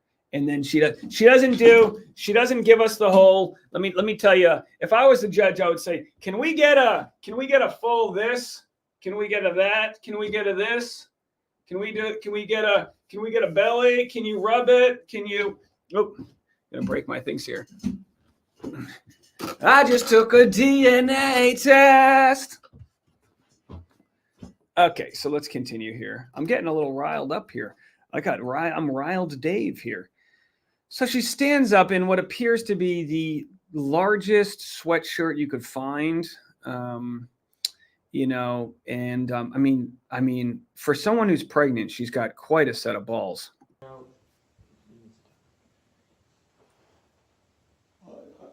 take her word for it. Everybody seems to be assuming that. Well, good. I'm glad the judge will take her word for it. And yet when Clayton would like the judge to take his word for irrefutable evidence that he provides, we're going to see that. Irrefutable evidence that she doctored, that she stole ultrasounds. Doesn't take her word for it, doesn't take his word for it. All right. And that's kind of the problem here, right? Is that her word is being taken and his isn't. You're out of time pretty much. Okay, can I just ask one? No. Okay. For those that are saying this is hard to watch, well, I understand that, but we can fast forward to today. The ball is in Clayton's court. Okay, the ball is in Clayton's court. He has a judge that is rigorously looking at all the evidence. And my guess is when I'm reporting from the court steps on June 10th, we are going to have a lot to share. We're going to be getting interviews. We're going to be live. We're going to be doing, I mean, it's going to be wild. So, Mr. Eckert, do you have any questions for the plaintiff? You don't have to have any. I do, actually. Then you go ahead. Yes. Oh, so he has questions. Don't argue with it, though. Okay. Yes. He tells Janie Doe, don't argue with him. So Clayton gets to ask questions. Ms. Owens, did you send me via email an ultrasound video? Yes. You did? Okay. That was okay. I don't think he was expecting her to agree to it. He was like, all right, okay. An ultrasound photo via email? Yes, I did. You did? Okay. The ultrasound photo is the one she sent to me as well, which we attribute to her sister, actually. We believe it to be her sister's. Still waiting on anyone to come in who wants to verify that. My guess is there are plenty of ultrasound photos floating around her sister's family. Where's her brother-in-law in all of this? Put it this way. If my wife's sibling was in a court case pretending to have my ultrasound of my baby, I'm going to leak the information to whoever I need to leak it to prove that that's not theirs. That is mine. But the video was not the video I was trying to attach for you. So the video that I received, Yes, you sent that video? yes.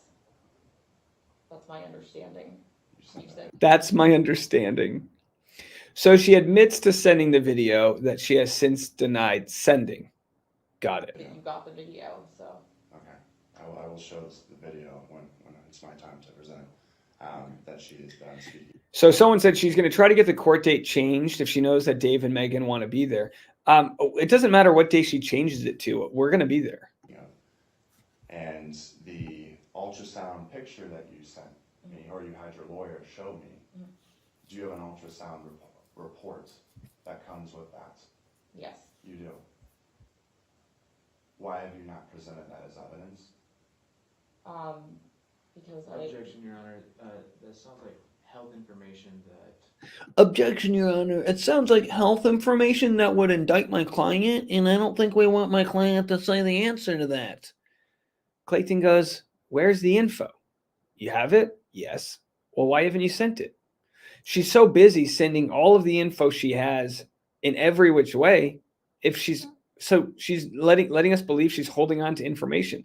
Now, the benefit of hindsight is we can look at this and know that all of the HIPAA reports have come back to not having this information.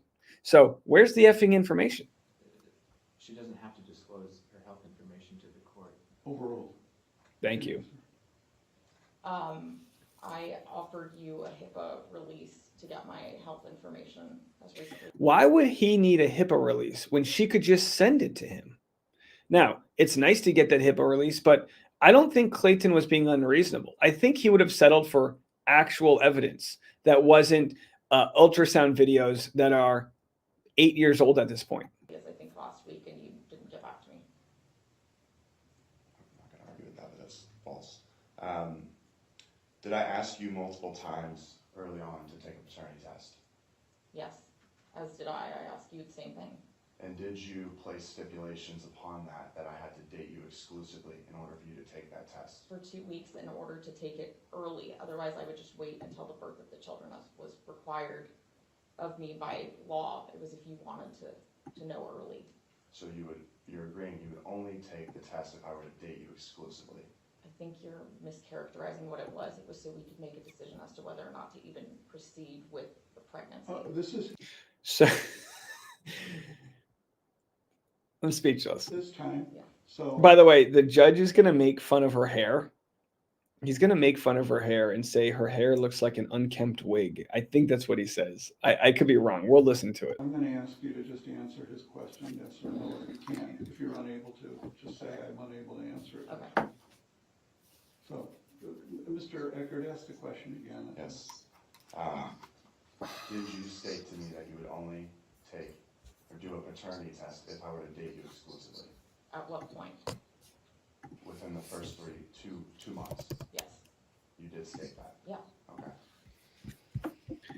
By the way, I need to ask the chat.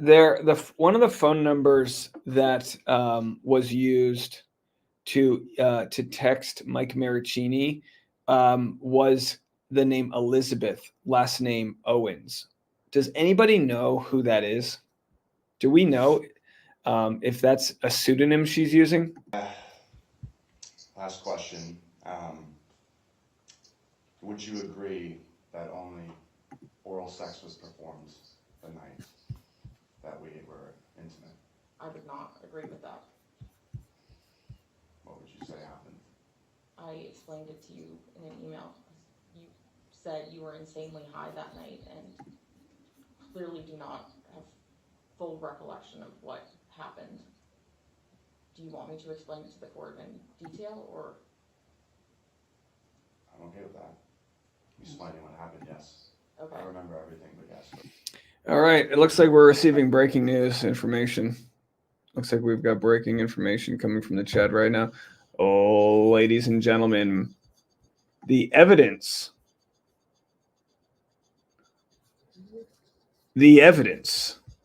coming in about the ovarian cancer text messages is coming from a phone number attributed to Jane Doe's mother. Ladies and gentlemen, this is getting wild. Evidence coming in is attributed to a phone number that is from Jane Doe's mother. Now, that doesn't mean Jane Doe's mother sent it. That just means the phone number that some people have looked into that has this information right here is Jane Doe's mother. Wild stuff. Wild stuff. Although, are we surprised? I don't know if we're surprised. And of course, we already shared this, but the other evidence that we have here, of course, is the evidence from David Katz, the lawyer who is trying to, I guess, trap Mike and Jane Doe into a legal contract to be radio partners together. We know that this is fake because they use the signature All the Best. And of course, All the Best is a hit song we have here.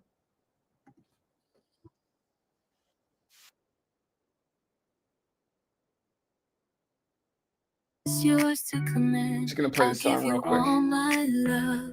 It's all I MZ said it's the possess. Quartet Farms phone Wishing number. you the best. Wow. No more, no less.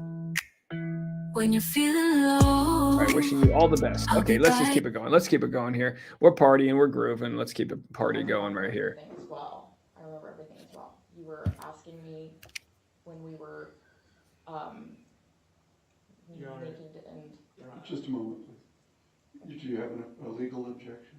Yeah, I'm going to object at this point. I think this is a little bit outside of the scope of what this hearing is with regard to. Objection, Your Honor. This is outside the scope of me winning this trial. I mean, no offense to this lawyer. Okay, he seems like a nice guy, and he tried his best. But the fact that he's getting mopped by Clayton, a non-lawyer, he's getting mopped by a reality TV contestant here. This specific, I think that I've laid enough foundation. I think it presented enough evidence to show that there was a romantic relationship. Mr. Eckert actually, it sounds like he's acknowledging that by his question. Getting into the details of the truth is just beyond the scope of this bullshit. What sounds to be potentially sexual intercourse on the date of this. Stephanie said, of course it's registered under her mom because Janie Dodo Bird III doesn't have her own bills. It's a family plan. Of what happened on that night. That makes sense too. It's a family plan. Anybody in that family, anybody in that household, and by the way, I got some more things to tell you guys right now. By the way, there are things I can't tell you that tie the metadata to the literal boundaries of their house. I can't say anything else right now. I don't want to smoke it away. We've just been. I'm not sitting on hard evidence. I'm sitting on things that are transpiring, and I don't know how else to say this other than just to say you're gonna have to continue to see what goes down with this case. I don't think that needs to be presented in testimony to the court. I think to some degree I sympathize with that. Mr. Eckert, to go step by step about who took whose shirt off first kind of thing is really kind of beside the point. It's salacious. I don't know why this judge is making this all kinky. No one talked about who took whose shirt off. The judge is like, I don't want to get into whether or not she slapped him on the ass and called him daddy as she deep throated him. There's no one saying that. Clayton's just arguing that she's fraudulently sent him fake ultrasounds. It's an invasion of both of your rights of privacy. Okay. But what I would. B Bean says judge is a virgin. Yeah. What's it? Remember 40-year-old version when Steve Carell described touching boobs as a bag of sandbags or whatever? I think is legitimate is to say, did we have sexual intercourse, Yes. where, a person could become pregnant, you can ask something like that. Yeah, Right? and I guess I'll ask that directly. Did we have sexual intercourse that night? Yes. All right. And so you're finished with your question? I am. Okay, then I'd like to hear what you have to say about everything they've presented. Try to focus on what they presented. Everything else is beside the point because. Someone sent me a message saying, if you watch the court date, Jane Doe has a big gulp of her drink whenever evidence or references to a specific lie. So keep an eye on that. Whenever there's references to a lie, they say she takes a big gulp of her drink. I'm just focusing on what they put into evidence, not their allegations, but what's in evidence. Sure. So I would just like to state again, I guess I can address first the video that you saw. I had mentioned that I had been tortured for the last 5 months. The reason, and I did state that the results of the first round of the prenatal paternity test came back and it showed little to no fetal DNA, which is in fact what was stated to me. This led me, aligned with what I believed, that she is not in fact pregnant 5 months pregnant with my twins, which I have questioned the entirety of this time. I have not. All right, we're going to get back to him in a second, but we have a super chat here. Thank you so much for that. Julie O said, so the medical letters were sent in text messages? I am confused. So the medical letters were sent as screen grabs, as far as I can tell. So these were sent as screen grabs right here. So these were screen grabs that were saved by Mike Maricini. I'm assuming this is how it all went down. And we know that they were sent because we see the text messages here. And actually in the court documents, I believe that if we can go find them, sorry you had to go back. So this is a text message from a phone number that I guess is registered to Quartet Farms, which is their family. And you see here, this is Mike right here, I'm assuming. So these were screen grabs of emails purported to be from the healthcare professionals. We know that those healthcare professionals that this wasn't, in fact, what went down. I was sent some other information, which is interesting. This is from the Mike Maricini deposition, I believe. Who is your doctor that treats you? Oh, no, excuse me. This is from the Jane Doe deposition. Who is your doctor that treats you for that? That would be an OBGYN, but I haven't established regular enough care with an OBGYN. I was treated for the PCOS in San Francisco by a provider. Who was the provider in San Francisco? I was treated by Dr. Chan. He is a gynecologist it's like a specialist for fertility. No, he's not. He's for cancer. So here she has, sorry, I didn't share that. Here she has under oath in her deposition, sharing that she was treated by a Dr. Chan. So let me get this straight. We're supposed to believe that these messages are fake. We're supposed to believe that these are fake, but whoever faked them had the wherewithal to know who Dr. Chan was from some of these court documents. We have a Dr. Yi, and then up here, primary care provider John Chung K. Chan. So whoever faked these documents 8 years ago, 7 years ago, whatever the point is, whoever faked these documents knew to use Dr. Chan.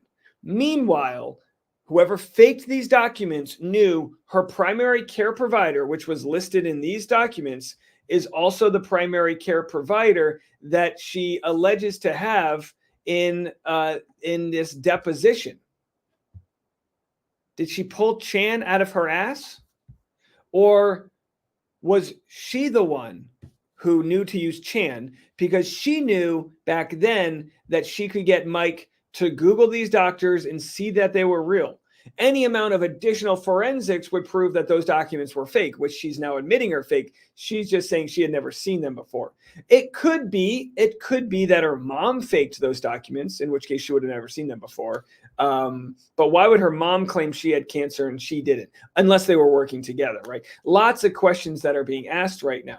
So Jane testified about being treated by Dr. Chan and that he was a specialist, one for cancer, because they thought I might have precancerous for ovarian. That Jane, upon information and belief, failed to disclose her relevant medical history to her expert is not Clayton's doing. It'd be paradoxical if Jane, I'm reading this from Woodnick's response. It'd be paradoxical if Jane being provided with her own medical records, which she now seems to deny, as is consistent with her believed modus operandi of denying any conflicting data constituted new information. So what we see there is it's pretty clear. It's pretty clear that there is a link of Dr. Chan between the person who faked the evidence and her actually going to this doctor. So I guess you could say, well, whoever decided to fake the evidence took a really lucky guess that the evidence that she would be going to a guy named Dr. Able to receive any evidence proving that she's 5 months pregnant with twins. When I requested it, she has not given it to me. We did an early resolution conference last week. The mediator asked for her to make a phone call to the facility.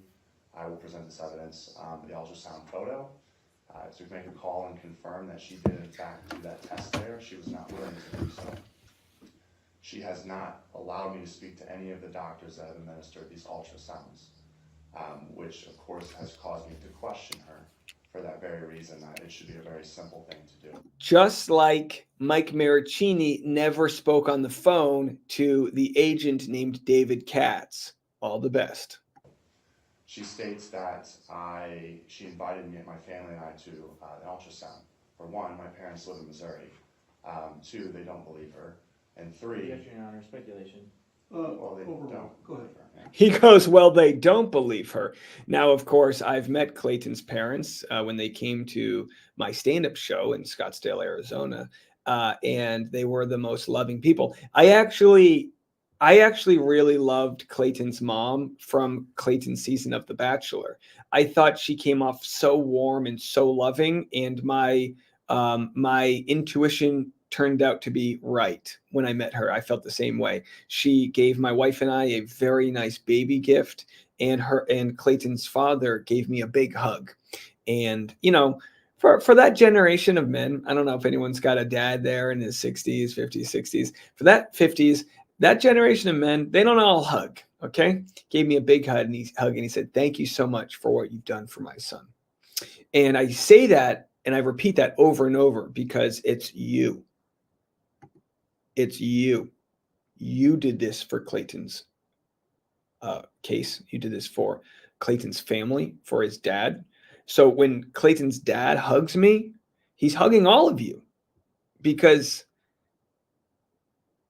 if this didn't get covered on YouTube, this all just goes away, and Clayton's left with these terrible Google searches of him years down the road. And it would have been a he said, she said. It would have never been shared. So that's all of you guys. Real quick. Casey Cat with $5. For her to think she could show up in court with that fake baby bump and still claim little to no DNA, but she's really Prager's. Yeah, I got you. I got you. Erica with $5. You're doing great. Thank you so much. Heather, you've made such an impact. What an amazing human. Oh, thank you. Heather, $2. Erica with $10 said, keep up the great work. Thank you so much. And of course, Sarah Bodie, can Mike Maricini request old text records from the cell phone company? Maybe, but I kind of believe whatever authentication he needs is going to come from the actual laptop, because these text messages apparently, so she can't find her text messages from 2023. Meanwhile, he's got saved text messages from 2016. How do you like them apples? All right, let's go back. They don't. And beyond that, I actually asked to, I did not want to go in person and see her, but I did ask for her to FaceTime me while she was there. She then canceled that ultrasound. B Bean says, how does it make you feel to know you impacted a man's life so positively? Listen, I'm the type that I want affirmations all day long, but I don't want to take credit for this one. This entered my playing field. This case entered the very niche area where we do our work, and we didn't seek it out, and we're going to continue to just try to be fair. But it does feel good to know that the community rallies around this. And stating that she wanted her sister to be there to see the ultrasound for the first time. So, and then when it was time to reschedule the ultrasound, she then stated, I feel unsafe, and therefore I do not want you to know when I'm doing the next ultrasound because I'm afraid for my safety. So she then did not tell me when she did the next ultrasound, and that, in my opinion, was her way of getting out of being able to FaceTime me while she was there with the doctor. So she was so afraid for her safety. She was afraid he was going to reach through the FaceTime and hurt her. All of the times. By the way, that's when I knew this story was BS, when we saw that she claimed in the Sun article she was afraid for the safety of her unborn babies. Meanwhile, she wasn't afraid to drink Monster Energy drink and ride horses. All she has presented to claim that she's pregnant is a visual image of her stomach and a positive HCG test, which that is not enough evidence to prove a viable pregnancy. Under normal circumstances, HCG, yes, that hormone is present whenever an individual is pregnant. But he's doing such a good job. The proof that she states that she's submitted in prior cases was the same positive HCG test. That was it. There was never an ultrasound or report, or a OBGYN or a doctor willing to corroborate her story. And that has been the case as well. She mentions in the previous cases that they are not exact, and I would state that sure, they're not exact if we're going to be very specific with our words. But what I can state is she's claiming that she's 5 months pregnant with my twins after we engaged in not sexual intercourse, but oral sex. She's claiming that we engaged in sexual intercourse. I deny that. She performed oral sex on me. There was no penetration. But after one time, she's claiming she's pregnant with twins. In her previous court case, which is publicly accessible, and I accessed the documents, and that's one of the exhibits that I would like to show, She claimed that she became pregnant from an individual after they engaged in sexual intercourse, and she became pregnant with twins.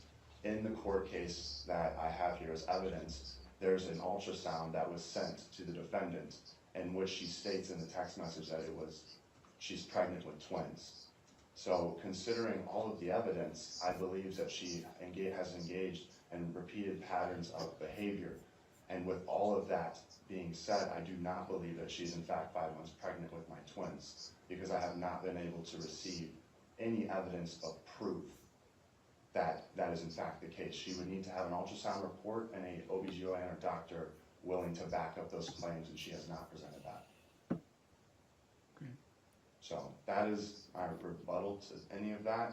As far as the harassing messages, I don't believe I'm harassing her.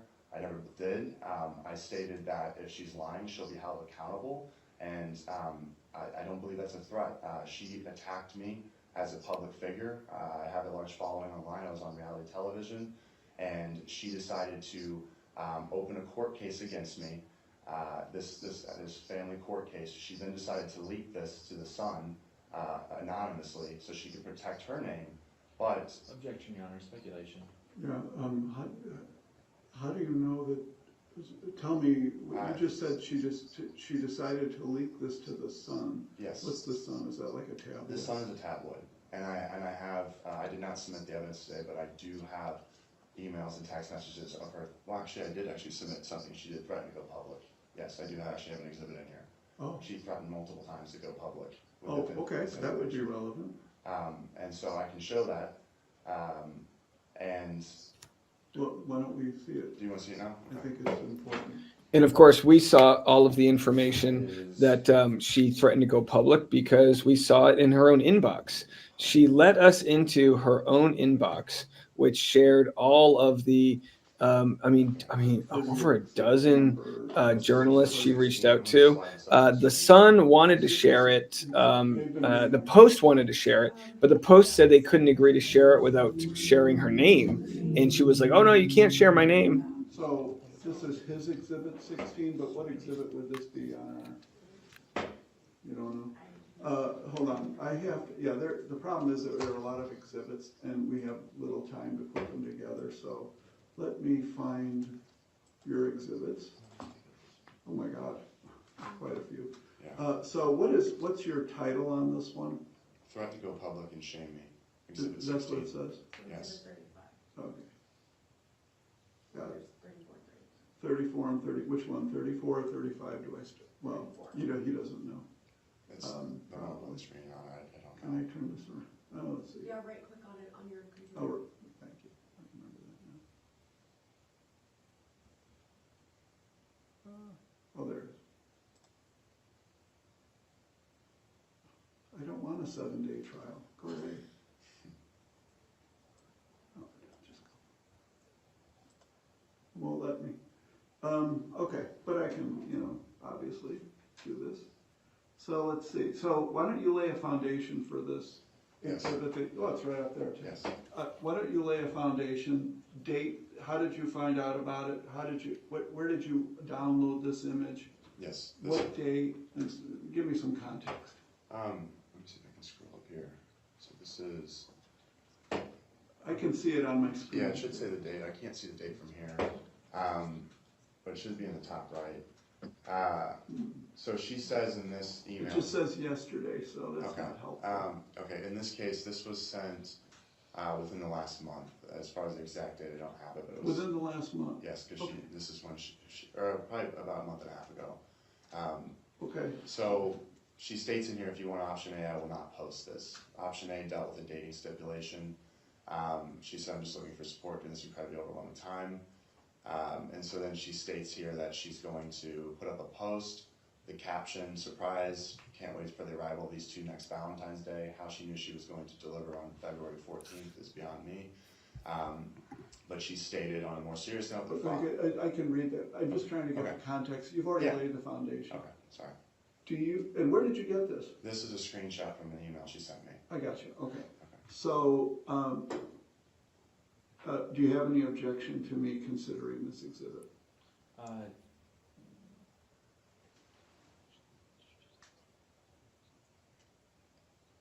No objection, Your Honor. Okay, then, exhibit 34 and 35, have you seen 35? 35 Let's should, look at 35.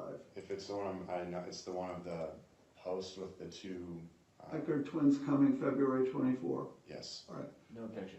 okay, so both of those will be admitted, okay? So, I can read them, Sorry. if that's okay. Yeah. But if you want to read them yourself, it's your case, you tell me how you want it. I just, yeah, sorry, I didn't. You want to read it, you can. Well, I just wanted to lay some groundwork, but I guess I didn't mean to. I just closed 34.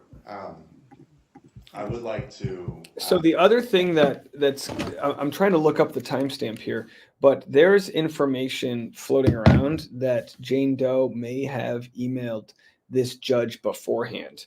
And we're going to let Megan Fox, she's done a Freedom of Information Act request to try to find out how this judge came to his conclusion and if this judge gave any guidance to Jane Doe outside of the court. I'm not accusing that of happening, but there is a moment where he does say that he has spoken to her already, which is pretty wild. So if anyone has a timestamp for that, please let me know.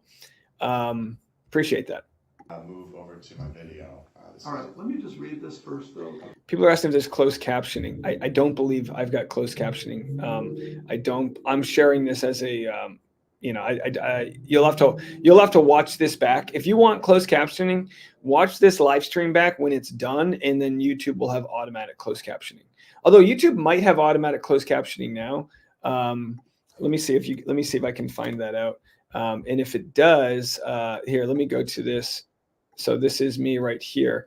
So this is my tab. I don't know if closed captioning works on live videos, but it certainly works afterwards. So again, if you want closed captioning, just go on and wait a minute. When it's not live, oh, here it is. Closed captions unavailable. So yes, you're going to have to wait for this video to be done processing. And when that happens, you'll be able to watch it. Like I said, if you want to watch closed captioning, I can totally relate to wanting to be able to read it if you can't hear it. You're just going to have to wait till I'm done. It'll process, and then it'll be available. Okay, so SVN just says around 1 hour and 37 minutes is when the judge says that. So we'll get to that in a second. I'm going to keep playing it and go run to the bathroom. So the judge now is looking sideways at the footage.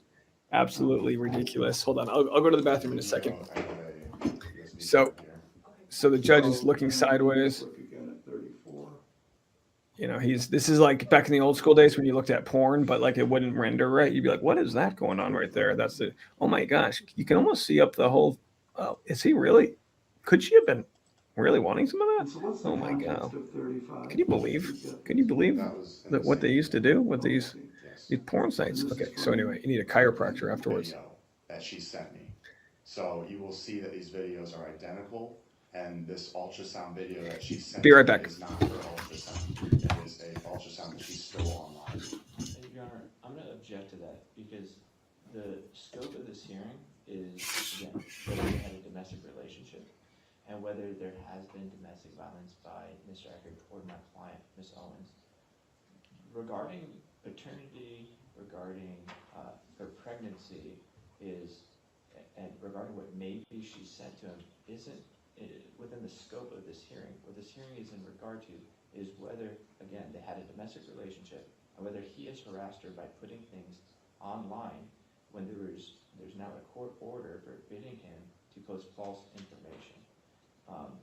What he sounds like he's trying to show, again, it doesn't have, that's outside the scope of what this hearing is about.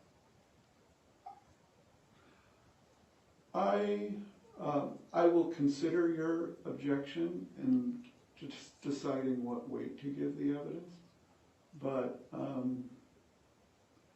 and to some extent, I think there's some validity to what you're saying, but I'm going to give Mr. Eckerd an opportunity to basically what he's trying to do, and I believe at least, is to show me that this is something that the plaintiff has done before as a way of, I don't know, somehow benefiting herself. and that, you know, she created this whole situation.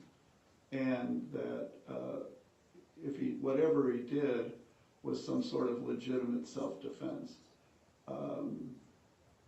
to protect his reputation because she threatened his reputation. I believe that's where he's going with this. And so I'm going to decide, I have to decide what weight to give it and whether that outweighs what he's done. But I think it's legitimate to allow him to put that into evidence, so I overrule. Go ahead. Thank you. You're welcome.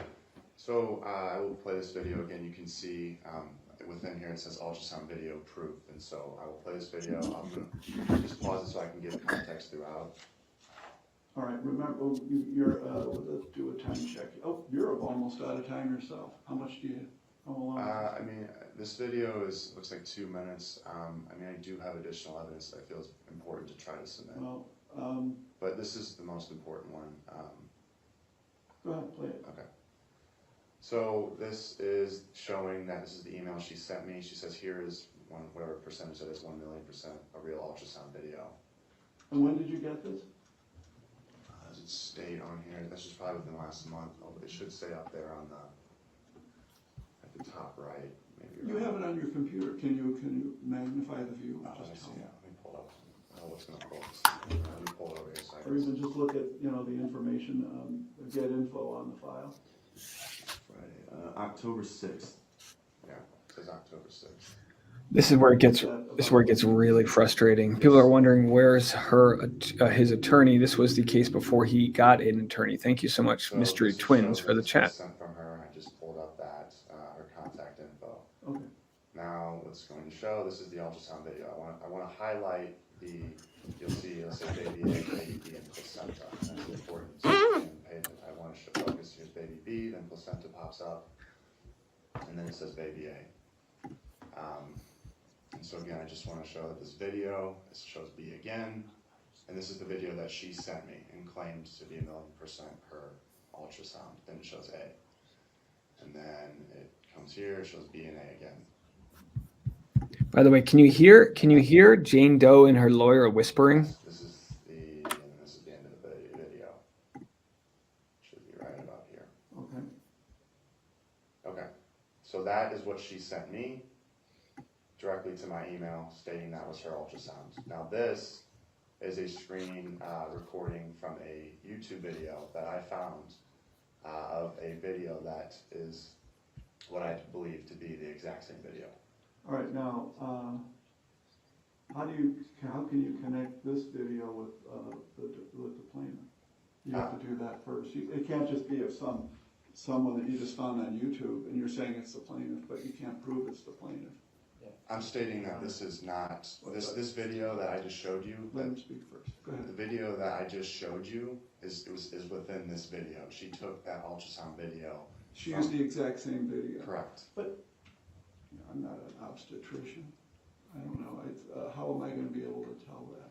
I think with the video you can see it's the exact same, and it even says baby A, baby B, placenta. It's all. Did you put baby A, baby B on the first one that I saw? That was already on there. That was already on there? Yes. Oh, all right. So, okay. So how do you know, besides the fact that this baby A, baby B, how did you find an ultrasound and connect it with the plaintiff? I was searching online because I did not believe it was her ultrasound. Did you search under her name? How did you search? So this, I was actually tipped off, and this was eventually sent to me. All right, so this is what we have here, right? This is the ultrasound he's talking about. This is the reel that I made. We're making fun of Clayton. The problem is this video down here is the one that was found. I think that was blocked for somebody. And it's the same freaking video. Andrew, you are not the father. Oh!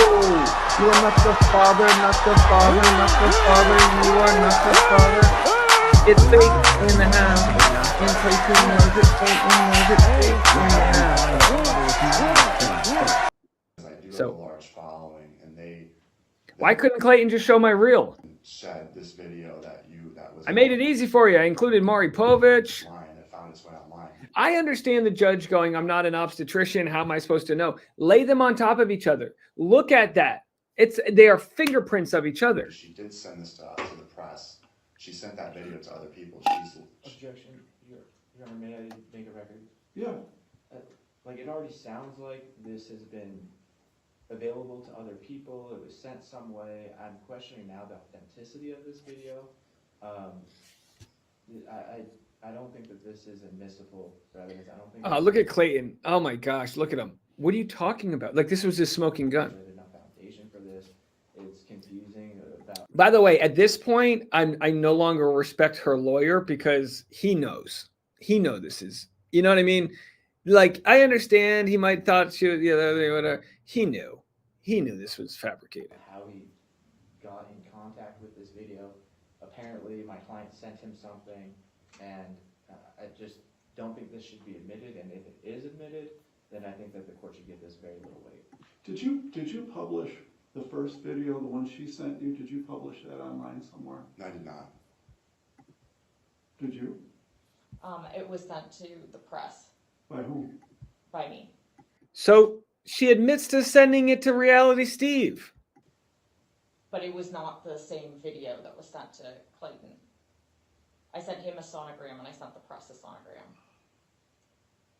Well, but the only thing that bothers me is he did make an objection that it has some validity here, and that is that you're not the one that downloaded the second video, and so it could be that they just downloaded the same video and told you that it was from years ago to some other person, and so that's legitimate. That's a legitimate objection. How can you connect?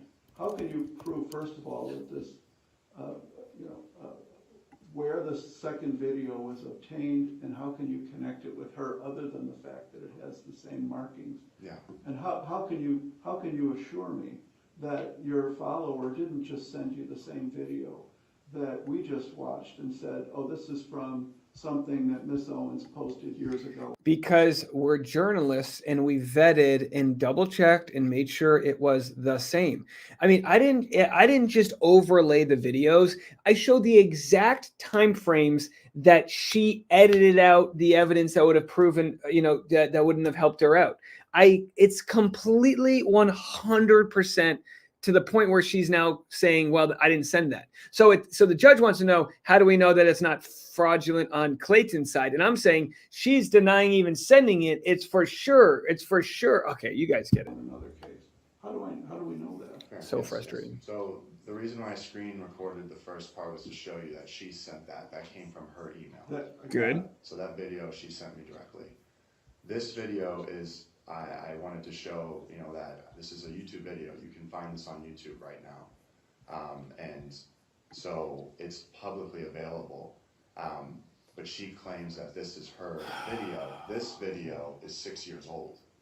How do you know that? Because it says that it was posted 6 years ago. Because it's on YouTube, On YouTube. It shows that when it was posted. I feel like I'm talking to my dad. Your Honor, again, I want to object because in any ultrasound or even like sonogram, for example. Okay, so at this point, he's full of shit. He's full of shit. And at this point, it's like, okay, I don't know. I'm losing. I know everyone's supposed to be like, oh, he tried his best. He's full of shit. He knows this. They're going to look very similar. I don't know how by just viewing. Erica said, wait, hold on. Who said this? So BL Blazy said, hold on. Hold on. Where did it go? There's too many chats coming in. BL Blazy said, boomers invented your devices, folks. Too bad boomers don't know how to use them. You know what I mean? Come on, folks. I'm roasting the boomers, you old fucks. You lead poison. We're having fun, boomers. Don't get triggered. Pull yourselves up by your bootstraps and learn how to use YouTube. Okay, we're kidding. Something like this, it's going to show one way or the other. He's saying that the markings are the same now. But that could be because what she sent to the press is something that is the judge arguing Jane's case right now? You know what? I think I'm going to sustain the objection. So the judge doesn't even finish his argument. The judge literally was like, you know what? And then he doesn't even finish his argument, and then he sustains the objection. This, you should lose faith in the justice system. But that could be because what she sent to the press is something that, oh my you know what, gosh. I think I'm going to sustain the objection for lack of foundation, but I'm going to admit the fact that the defendant at least believes that this video from his follower is truly a representation of a video that the plaintiff sent, because of the markings are the same, and he believes his follower, who took it off of YouTube, and he says that he checked YouTube himself and verified it. So that shows his state of mind, for what it's worth. Oh my gosh. I'm going to take your word for it that this video is going to look the same as the other one. So, but you won't admit it, but would you still watch it? Would you still watch it or no? Your Honor. No, if he objected and I'm sustaining the objection, I have to be consistent with that. But I'm gonna let this, I'm gonna basically say that you're basically. This is hers. This is the one she claimed to be hers. Okay? That's the one she claimed to be hers. And then we brought in, and I'll get the other one. We already, again, I understand I'm preaching to the choir here, but we shared the evidence that it was completely ripped off from the internet. I mean, that evidence is right here. This is it, folks.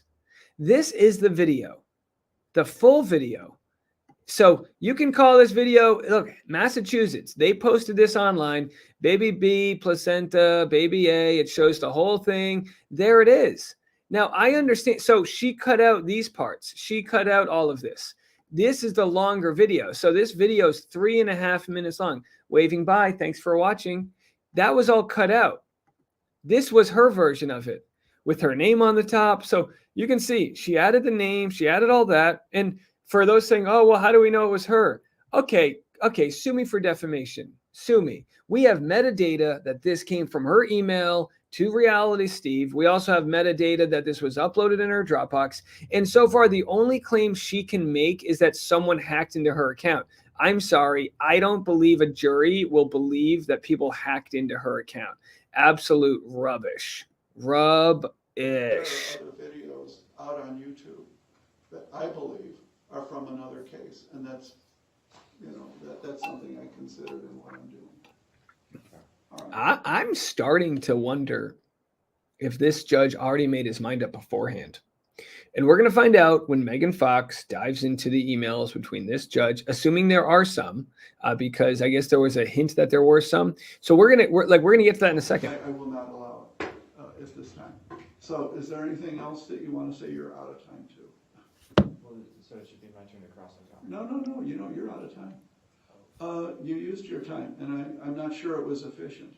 The judge says you use your time. I'm not sure it was efficient. So this judge is just sassy. Mr. Eckert, is there anything else that you absolutely need to show? Yes, there is one last piece of evidence. All right, so what is this going to show? This is what we call an offer of proof.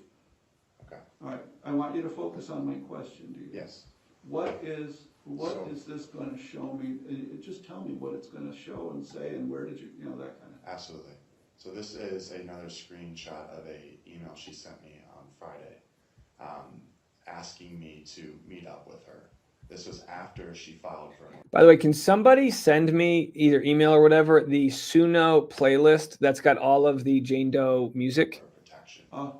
So I question why and also she got this order of protection after I filed for an injunction against harassment. So the reason I want to present this is to show that she does not feel threatened. The reason why she got the order of protection was to try to silence me.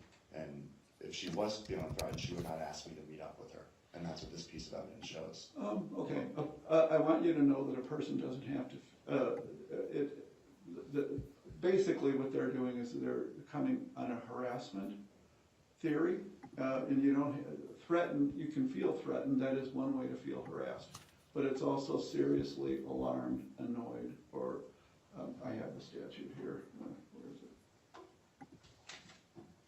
it? Anyway, but, so that's not the only way to be harassed. I understand. It's But in any event, I will consider this. So what is this email? You received this on Friday, okay? What exhibit is this, by the way? This What one, number? well, I have it as exhibit 35, but I don't know if it got. How did you label it? You had good labels on it. Laura asked me to come sign it. He had good labels. 51. Okay, counsel, just a second. I'm trying to, first of all, figure out what exhibit he's talking about. So exhibit 51. All right, and this is he's already laid a foundation saying this is an email from her to him on Friday. What's your objection? We were only given 20 minutes. She's now 28 minutes here. Oh, shut up. Shut up. We were given more time to him. And if I'm not going to get a chance. So it's a time objection. I'll consider your objection in determining how What a much whiny time you can bitch. do, if any. But I'm gonna watch it overruled, okay, if that's your only objection. Go ahead. So I can look that up right now myself, just looking on my computer. All right, so,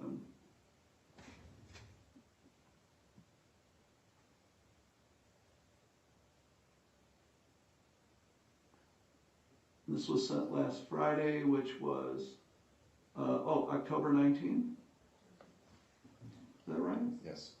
All right, and the order of protection was served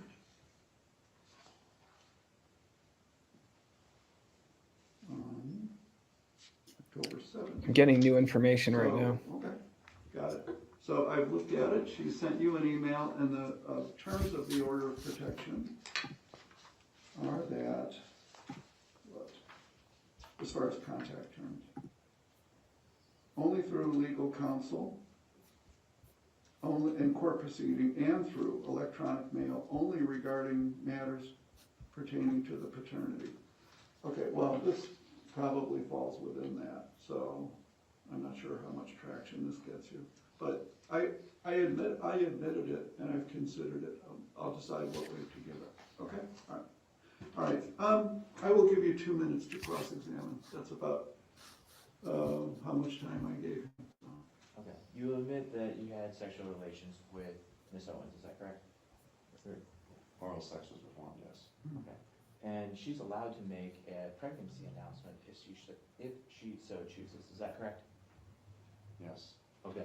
She specifically emailed you regarding that she wanted to go to the press, is that correct? Yes. Okay. And you emailed back saying that she could essentially go to the press, is that correct? She's pointing, she's like trying to do the lawyer's job for him. This would annoy the hell out of me. So I'm receiving some information, and I want to, oh, sorry, wrong one. I want to ask you guys a question. I'm receiving information regarding some the fraud case. Look at my hair. I got like a bump it going on with my hair. Should I leave it like this? Should we just do it like, should I puff up my hair a little bit right here and leave it so that you can see it? I feel like that's kind of a nice look right there. Anyway, geez, ADD. I'm going to share this screen right here. So this is the fraud document, which is from Dr. Medchill's report. And someone is sharing that on page 66 of this fraud document, and it shows an update and edit from modified. What does this mean? Care team related persons. Last modified May 30th, 2023, name Jan. This is the mom. What does this mean? Why are we looking into this? This was sent to me by somebody to say her mom was editing. The name Jane Doe shows up. The name Jane Doe's mom shows up at the bottom as a modified by individual. I don't know if it's just a coincidence. Why would Jane Doe not keep the alleged miscarriages for paternal DNA testing? This would have proven her case had it been true. Yeah, I mean, it's a good question. I don't know if anyone has the answer to that, but I'm kind of trying to figure out what that's all about. Let's go back here. Not entirely. She had threatened me multiple times to go to the press, and when I realized that Yes or no question? I said towards the end that if she's going to go for it. Didn't you specifically say, I'm unbothered by it all going public? In an email to her on about September 17th, 2023. Yes. Okay. Isn't it true that the period for a pregnancy is 40 weeks? Well, mine is turning into 41 weeks. 41 weeks on my end, but sure. To full gestation? 40 weeks, 9 months is what I'm aware of. Okay. And so from May of 2023 to February of 2024, that's when she could expect to have her children. Is that correct? Yes. Okay. You did make those posts online, correct? That we previously showed in the exhibits? Yes. And you were made known by Laura that that was disturbing her peace because she was getting harassed by what she felt was you and David Morgan. Turn Reddit off, Jane. I made those posts to protect my reputation. Okay. But you did know that her peace was being disturbed. Is that correct? I don't understand why you're asking me this question. I was defending myself, but I was not going after. I guess we live in a society where you can't defend yourself. Clayton's shoulders are sunk forward. We all feel for him right now. Did she communicate to you that her peace was being disturbed? At some point, probably. Okay. Jason said, I'm surprised your doctor hasn't reached out about potentially inducing. We have no plans to induce. We're going to let the natural birth happen. I think there's too much induction of labor, and we are well within the range of, I think between May 1st and May 8th, it's like, we're not in a rush. And so you were on notice that she was receiving harassing messages, correct? Yes. Bruce is upset. She actually. Bruce is so annoyed. We've covered this case for so long, and we're still annoyed, aren't we, Bruce? It's so annoying. Appear on FaceTime at one of her doctor's appointments. Is that correct? That is false. Okay. She didn't allow you to appear on FaceTime? No. Okay. Isn't it true that you said that you wouldn't appear on FaceTime because you thought that you would hire actors to pretend to be doctors? No, that's false. I have this conspiracy theory that they give you an early due date because they want to induce the baby, and we want a natural birth. We don't want the baby to come out till he's ready. So what is she frustrated about? You can see she's frustrated. Your Honor, no further questions. Okay, all right. Mr. Eckert, I want to give you, you wanted to fully explain one of your answers, and he said it's a yes or no, so I'm going to give you a chance to fully explain that answer if you want to. Yeah, we've been reading the hypnobirthing class, the Monman, I think it's called Mongan method. I could be wrong. And, it just talks about how we let medicine and we kind of let doctors and hospitals intervene, and birth in most cases is not supposed to be a medical procedure in the sense that it's supposed to be natural. And that's all we're trying to do. No judgment to people that didn't do that. Can you just remind me what that question was again? Sorry, it was kind of a barrage. Which question? Yeah, they want to induce because it's on their schedule. But look, babies, they're expensive enough to birth. It's like, we'll do it on our schedule. We're gonna be a little bit. We've got a birth plan that's not gonna worry about whether or not the doctor can get it done before their golf class. Was that about? I honestly can't recall. Let's see. I was trying to do it quick. I only had 2 minutes. I don't know. Is there anything else that you want me to know? I didn't make a note of it, so apparently I didn't think it was all that important. Yeah, I just want to make note that again, you had mentioned it earlier, but what I've been trying to do is prove that I've been trying to protect my image. Not once have I mentioned her on social media by name. Her name got out there because she opened this court case against me, and that's how it made its way online. So not once have I tried to harass her. You could say maybe she's been harassed by my audience, but that is out of my control as I'm a public figure.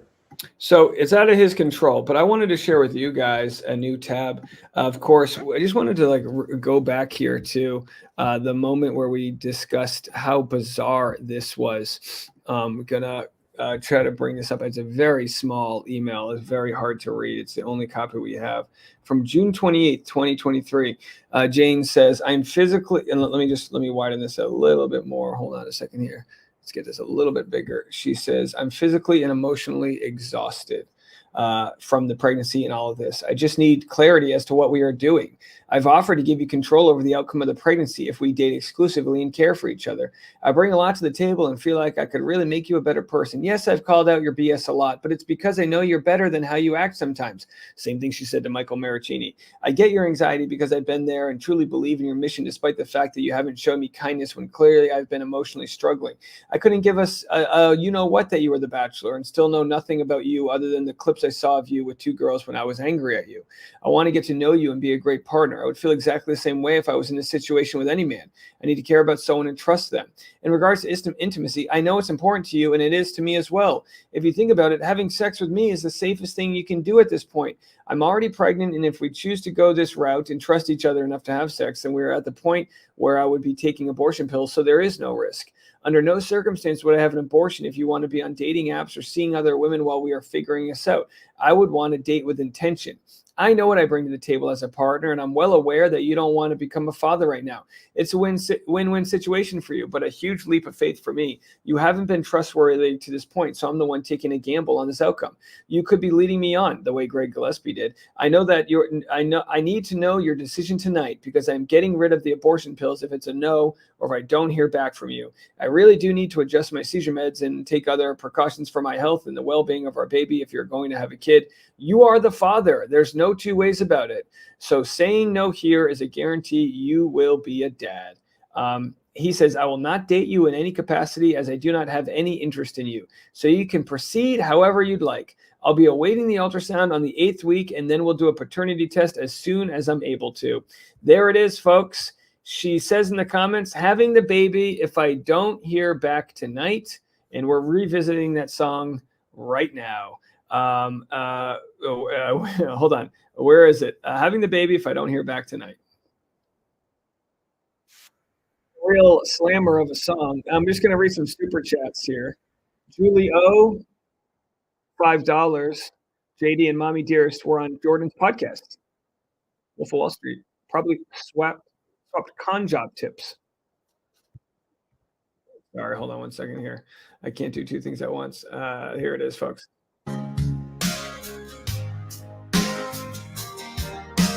Thank you, Angie, for the super chat. In the heart of Scottsdale's heat, where the sandy pathways It's kind of like a slow jam. Jane spins tails like a wheel. Go to some of your comments. Emotion she can't Music feel. time.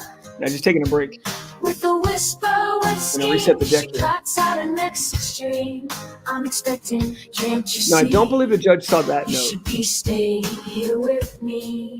5, 6, And I'm 7, here 8. to remind you of the head I gave. It's what I'm pregnant. It's not fair to deny me of the life I planned for the both of us. And I'm here to remind Maybe he got me some you Red of the Baron pizza. HCG that I injected. It's not fair to deny all of the lies I told to destroy your life. Having the babies If I don't hear back tonight. Whoa. This is the best song. Contracts drawn in the night, locking balls without a right. Claiming twins, though it's not true. Desperate buys and what she'll do. Media plays a sordid song, but truth speaking lies are strong. It's hard as just a name and play. Another pawn in Jane's dismay.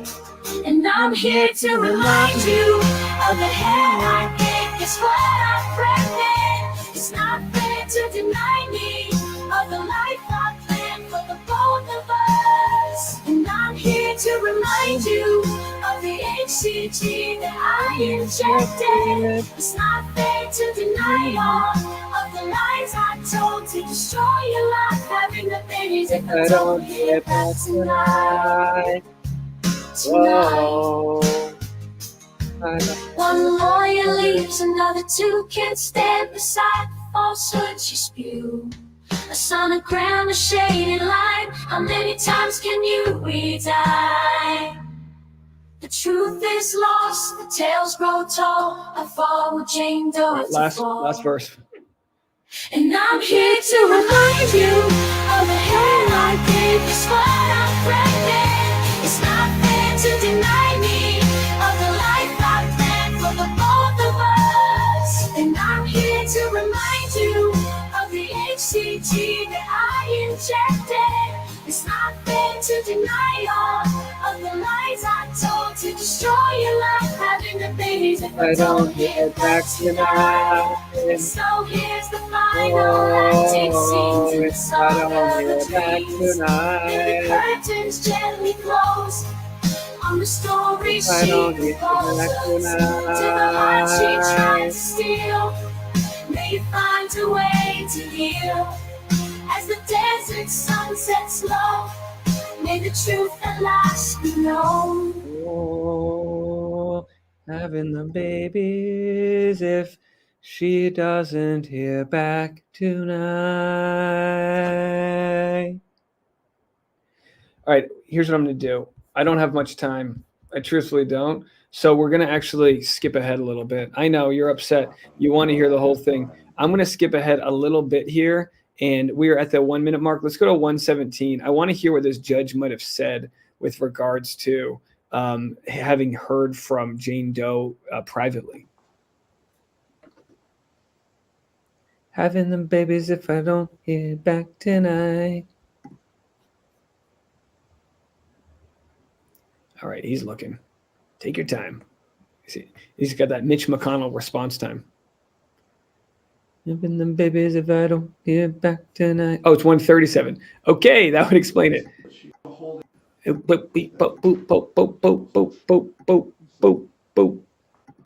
applicant. Yeah. Your question, go ahead. No, well, first of all, I'm gonna rule now.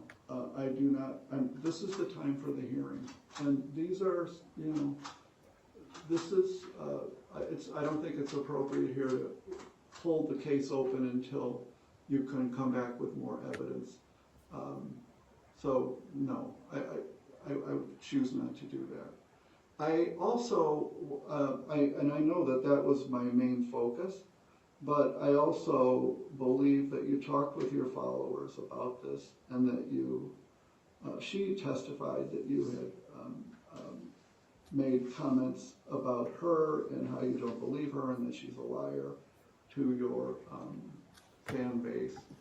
And I also believe that that is something that can be added as reasons for my decision under the harassment statute.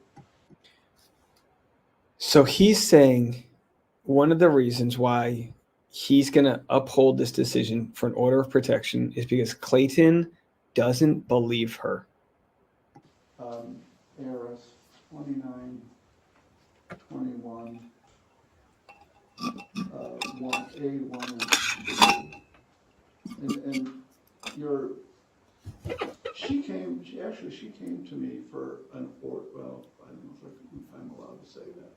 Oh no! Oh my gosh! Are you? Oh, I didn't know he was going to do this. This is the Amber Heard moment. This is the Amber Heard moment. Hold on. Oh, hold on. Amber Heard caught lying deposition. This is the same face. Oh my gosh. All right, we're gonna look at this one more time. This is nuts. All right, so here's the moment Amber Heard kind of blew her case, right? This was the hold on, this is the moment. I have to share this because what we're watching right now is insane. We just watched the judge let out a little slippy. Oh, we have Megan Fox here. Oh my gosh, Megan Fox just joined us. How are you? Hi, you got baseball me. I just got back from a baseball game. We got Mom Fox here. I was just going to show the Amber Heard clip because I didn't know. Did you see the judge do this? No, but I can we go back so I can see it close up? Because I saw it on my phone earlier when I was at the field, and I didn't actually see his face. Oh yeah. This part where he's like, what even was that about? And here's I have a theory here. I have a theory here, by the way, because this is right after Clayton says, "Hey, what if I prove that she sent this thing that you're saying this is why I'm getting this restraining order? What if I can prove that she sent it to other people? Will that overturn your ruling?" And he starts going, well, no, because I'm just saying, well, I'll just throw in some more then. Basically saying, I will just decide then, instead of deciding that it was the picture, I'm going to decide that because you called her a liar on social media, that caused her to feel fear and harassment. And I think that is a total violation of his First Amendment rights. You're allowed to call somebody a liar. And that it should not cause her any fear or terror. It's not terroristic or anything. He didn't. It's nonsense. But, here's what I know about. Letting her hair down. Here's what I know about protective orders. In every state, they hand them out like candy. Okay, we can't get too mad at these judges because this is how, I get mad at them, but this is how the system is. This is how it is. Every woman who walks into a courtroom and says to the judge, I am in danger, blah, blah, blah, the judge goes, okay, here's your protective order because I don't want to take the chance that my name's going to end up in the news because this woman gets, killed by some psycho. Yeah, so you're absolutely right. My camera won't focus. Okay, there we go. You look good on my end here. All right. Anyway, I want to refresh and just show 5 seconds of Amber Heard here. Here's 5 seconds of Amber Heard catching herself in a lie because the judge does the same thing. From some other source other than TMZ, which was alerted. No. There it is. All right, keep an eye on this face. And again, I'm not even, I don't even want to relitigate everything else. This is just the face somebody makes when they realize they did something wrong and they can't edit out how they want it to look. Here's what the judge did. Can be added as reasons for my decision under the harassment statute. ARS 2921 1A, 1 and 2. And she came to me for an order. Well, I don't know if I can say that. He literally covered his mouth. He literally covered his mouth. He did the same thing. He did this. He just did the same thing. He did. He knew. I'll show it real quick one more time. He just knew. Something that can be added as reasons for my decision under the harassment statute. Sorry, let me just go. What's the exact time? Here, you not only express your intent, but then I find that you followed through with it. Sorry, it was before then. It was before that. Something that can be added. I want the exact timestamp. For my decision under the harassment statute. ARS 2921 1A, 1 and 2. And she came to me for an order. Well, I don't know if I'm allowed to say that. I think if all that you need to pause it with his hands over his mouth. Okay, so it's 137. It's like 137:10. Yeah, this is kind of hard to slow it down. Can you slow it down a little? I don't know. How do I slow it down? Well, you just go over to the settings thing and change the playback speed. Oh my gosh. The settings thing? Oh, wait. Are you on YouTube? You're not on YouTube. No, I'm not on YouTube. Hold on. Yeah, okay. Here we go. Never mind. She came to me for an order. I just want you to pause it. Right there. Right before that. Gosh, yeah, it is hard. 137:10. Here it is. All right. Let me try again. See if you can pause it when he. She came to me for an order. Well, there it is. All right, there it is. There it is, folks. This is memeable right here. Oh boy, when you've accidentally revealed. Oh my gosh, what can you do? All right, so he made his decision, and then we have Clayton sad walking away. I don't have anything else to cover. I got to go mow the lawn. We thought we might be going to the hospital today, but maybe not.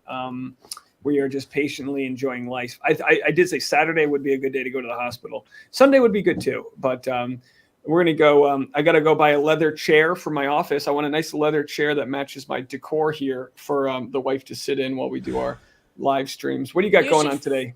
You should fast forward a little bit to her walking out of the courtroom. Have you seen that yet? Okay, so he walks out first.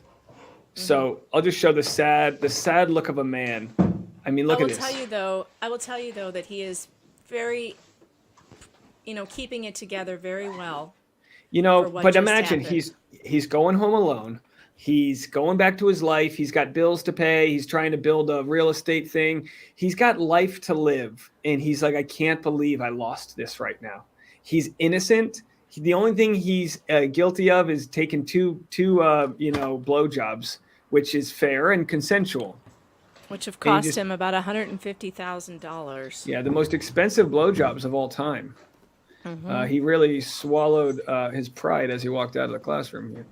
Look at him putting the chairs back. What a gentleman. And because he knows if he shows any rage that he proves her point. Yeah. Yep. And it's probably why she finds these tall, big, strong men. Do you really think that he even has the capability of raging? I don't see that in him. Clayton is a soft soul. He's got a soft heart. This is not an abuser. This is a guy who cares about your feelings, who cares about how he makes other people feel. He's very empathetic in his dealings even with her. Still to this day saying that he wants her to get help, that he won't go after her if she goes and gets help. I don't know many people who would behave like that. I know. Cabos wants to know how they know she had twins. Does she have any evidence that she still believes in as to why she had twins? We don't have anything other than just There's this no verifiable proof that she was ever pregnant, let alone pregnant with twins. There's no verifiable proof of any pregnancy. And there he goes. He walks out. By the way, this is the end of episode 1 of a documentary. All the best. Just him walking out, taking the big loss. Look at him. I'm going to ask you guys to wait out in the hall. Okay. But give them 10 minutes or so to get up. Okay. Oh, yeah, no problem. They said wait in the hall. So here she does. Now, if she's really pregnant, she's going to be using the side supports to get up and all of this. Oh, there it is. Oh, okay. Now, That's a big belly for October for 20. This is what is this? 20 weeks? 21? First of all, my wife has a way more athletic build than she does. She's very skinny. I mean, as of right now, she says she's 90 pounds. So she went from this 130 pounds to 90 pounds. She decreased her weight by 50% since this, and we're supposed to believe it's because of good diet. I mean, what the hell?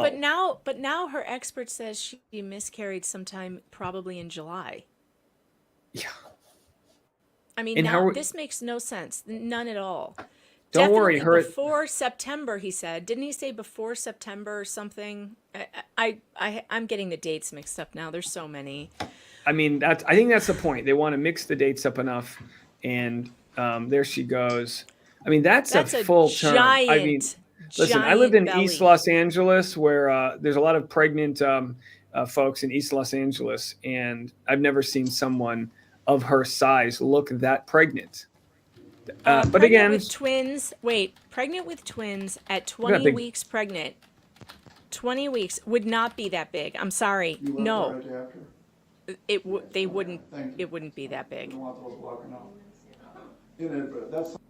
So that's the end of it. Now, something was sent to me from a court case. So all of the evidence we had and all of the evidence we were using, we now throw out because she now says this is all fake, right? So she claims this is all fake. But the email in these text messages does come, as she said, from, I guess, either her or her mom. Now you're saying, or excuse me, the phone number. You're saying the phone number from these text messages was her phone number.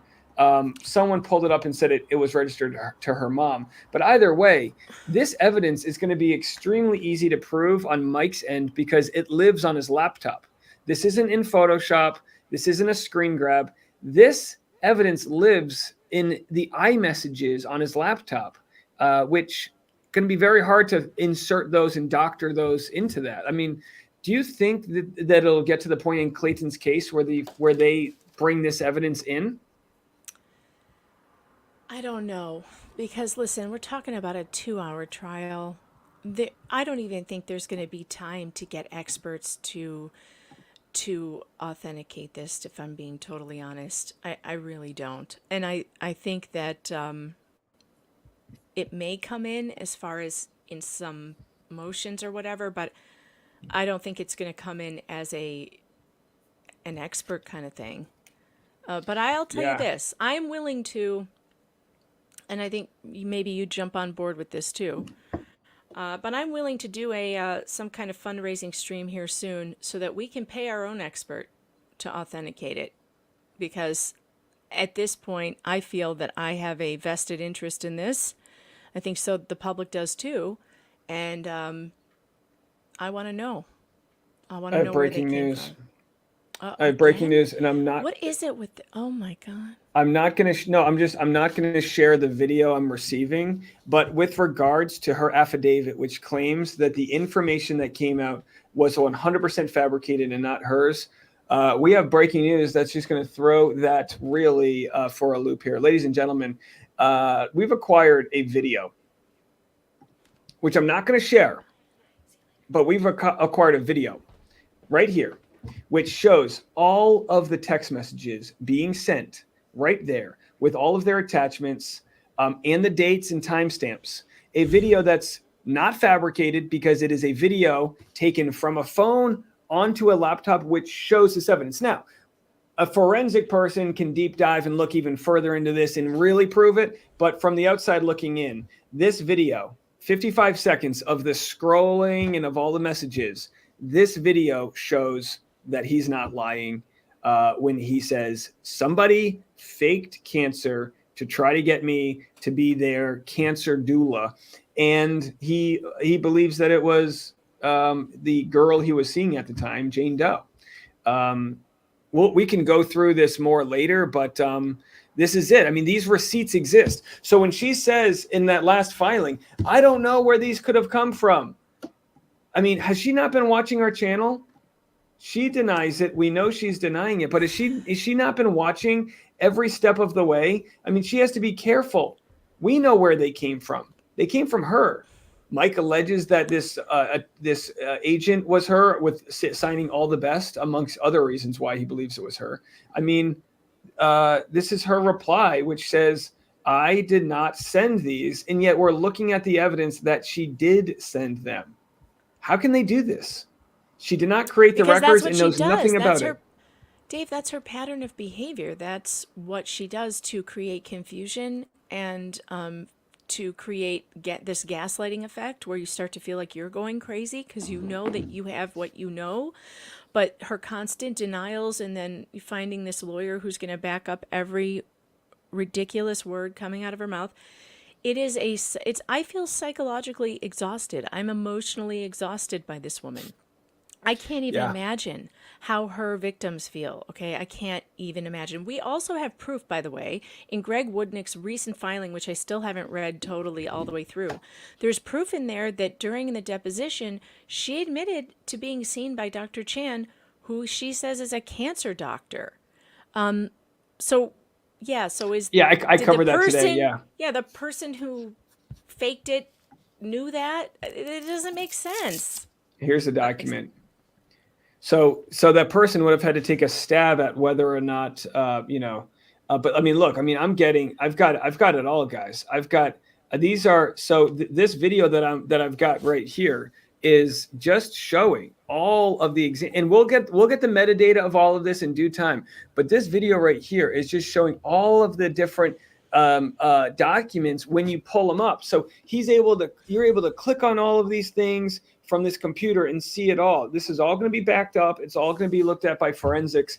If Mike needs some money to pay a forensic person to properly do an affidavit, I don't know the channels for that. Even if it isn't part of the current court case, I think Mike Right, should. right. I So think we. Yeah, I'm say doing it some costs 800 research. Yeah. Listen, I'm doing some research right now on this. I'm going to come up with a plan on that, and I'm going to raise some money to do it myself because I want to know. I need a forensic evaluation of this, and I know that everybody's out of money in this case, and there's just no way that this is going to. And in a 2-hour trial, it's just not going to come in. It's being unrealistic to think that they're going to be able to call, forensic experts. The deadline for that, it would be the 10th anyway.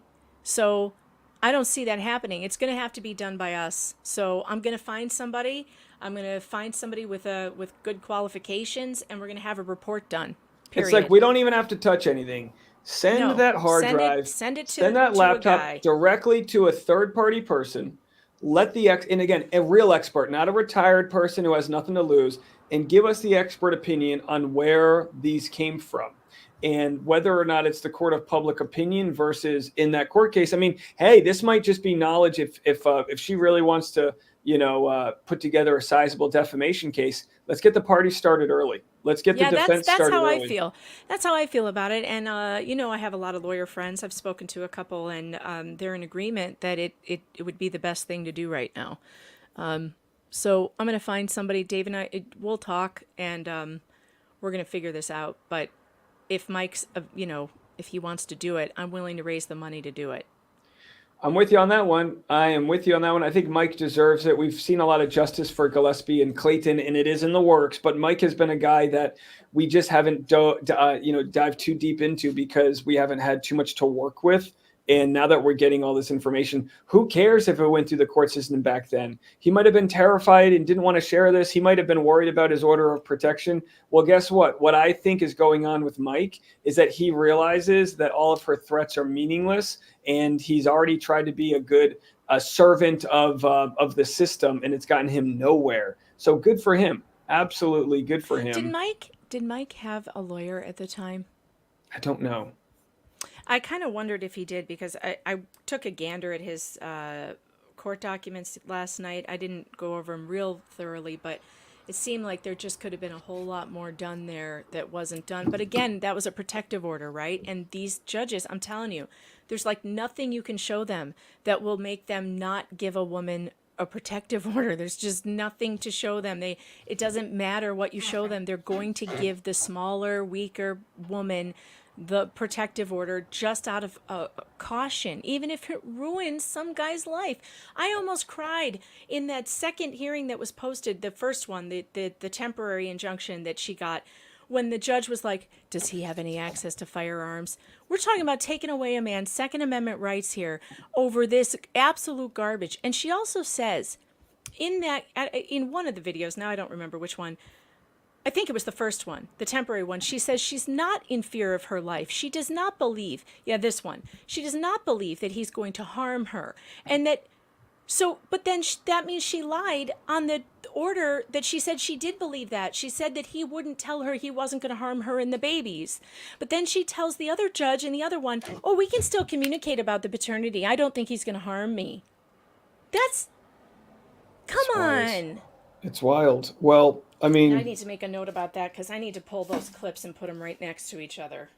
I mean, let us know. I mean, look, we're getting, these are the screen grabs literally coming right out of this video. The selfie of her right there where she shows that she is about to get her ovaries frozen or whatever the hell she said. I mean, this is one thing after another, and these aren't just random screen grabs this is stuff that we know, because they said in the documents, we don't know where these files came from. I think it's pretty obvious where they came from. They came from the man who feels like he has been completely railroaded here. TEDx talks about him. There was no publicity at all about this case, so he had no platform to share his side. That platform exists. I am totally with you. If it costs $1,200 to get a professional, whatever the cost is, I think we raise it like that. I'm happy to donate my own money, and we can go over their results and we can see all the things that they said. But I don't care if this goes through the court system or not.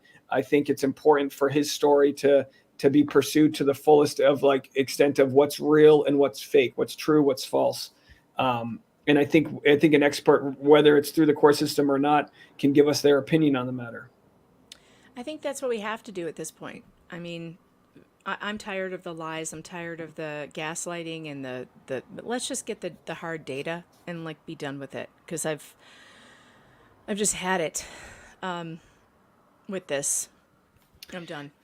Well, let's get out of here. I'm just going to do a quick super chats. Cabot said she testified that she was pregnant with twins and she knew the sex. This is on record testimony. There's so much phony information going around that the basics, I think, are being overlooked. Sarah said, and not going to lie, Jane Doe has some hot exes, though. Erica said he did not know this video was going to be public. Yeah, all of these. He didn't know that people would get a chance to see the truth here. And it's coming out, and it's certainly a slow process. But Meg, we'll keep chatting. I'm sure there's going to be a lot going on, but let me know, when you need me on your channel. When are you going live again? I don't know. I might actually do a locals thing today. meganfox.locals.com. Make sure you guys are following me over there. I do free content over there and also paid content, but I may do a local stream. Usually the weekend is for locals. I am probably, it's prom tonight for my oldest daughter, so if I do anything, it's going to be real soon. And then this evening I'll be doing pictures and whatnot. Prom night. Do you have a curfew you set up for her? She's going to an all-girl sleepover down the road. They're camping out tonight, so. Oh, camping out. Are we? What's our drug policy? Well, I'm a strong no drug policy, but come on, a couple Smirnoff Ices, little to no alcohol present in a Smirnoff Ice. Let me just say, I don't want to know. Okay. I think you got to give people the training wheels. My first drink was Bacardi 151, which is the kind of drink that you light on fire. And I would have loved it if someone gave me some, Smirnoff Ices or whatever to dabble in before the heavy stuff. But either way, in my house, my kids have always been allowed to have wine and with their dinner and etc. with their parents, because that's just the way my husband's Italian, so I don't think alcohol is like a big deal to my kids. Hopefully it won't be, because they've been allowed to have it. But look, they're going to be safe. They're going to be at a camping in tents. The parents are going to be there. I think it'll be okay. So we'll see. Sounds like fun. They won't be on the road, and that's really the main thing. That's the main thing. That's the most dangerous thing, is if they're on the road. Yep. Well, thank you so much for jumping in here. And I'm going to go mow the lawn and wait for my wife. We got the bags packed. We might head to we'll have to see how it all goes. But we're not in labor. We're not in early labor. We are just enjoying the weekend. Wild stuff. I'm going to post these screen grabs to some of them to the Patreon right now. We're not ready to make a video about it because it's new technology. Dave, you should make me a mod on your channel. I won't do moddy things, but that way I can post links. Yeah, what do you mean? On my YouTube? Mm-hmm. I don't even know how to do that. Oh, you have to do it through your studio. If you see my comment, I'll just type one to you. You can I see what you're saying. Yeah, I can do it through the comment. Hit That's the right. 3 dots next to my name and turn me into a standard mod. It's been so long. Oh, hold on. It's been so long since I've since I've made a new mod here. So there you are, ladies and gentlemen. I have made Megan Fox a moderator. Can manage blocked words. No, I mean I don't even. I don't do mod things. I'll just post links occasionally. I don't even. I think I got you now. I don't even do. Does it say you're a moderator now? Leave a comment and let's see. It worked. There it is. There it is, folks. We got a moderator. There it is. You and Bruce and Sarah and all of our good moderators here. Well, thanks again for joining me and everyone else for standing by the story. Means a lot. All right, I got to go mow the lawn. Have a good one. All right, take care. All right, ladies and gentlemen, that's it. We're out of here. Should I follow in Meg Fox's footsteps and leave on a good song? Why don't we do this? We'll leave on a song here, and then you guys can enjoy your day. Let's do Level 180, one of our favorites here. We spark fast and out too soon, like a fire in the desert's noon. Go on Patreon if you want this. I'm posting it right now. I spun a story, saw the end before the glory. Said I was carrying a little dream, but things ain't quite what they seem. Here we go. 5, 6, 7. I played the card I knew would stick, hoping it would make us click. I threw a line, a desperate plea, in the game of you and me. The tail grew legs and started to run under the unforgiving sun. 'Cause I'm level 100, needy and annoying, can't you see? Whispered words, stay with me, let's be a we. I said there's a life we need to decide, but it was I mean, how can, I'm going to share this on Patreon and we can talk about it in the comments section there. How can she claim she didn't send this when we literally have screen grabs from his DMs, including personal photos of her? You offered a date to calm the storm, but I was in the chaos, it was the norm. With each message I made a trap, but she saw the map, saw the gap.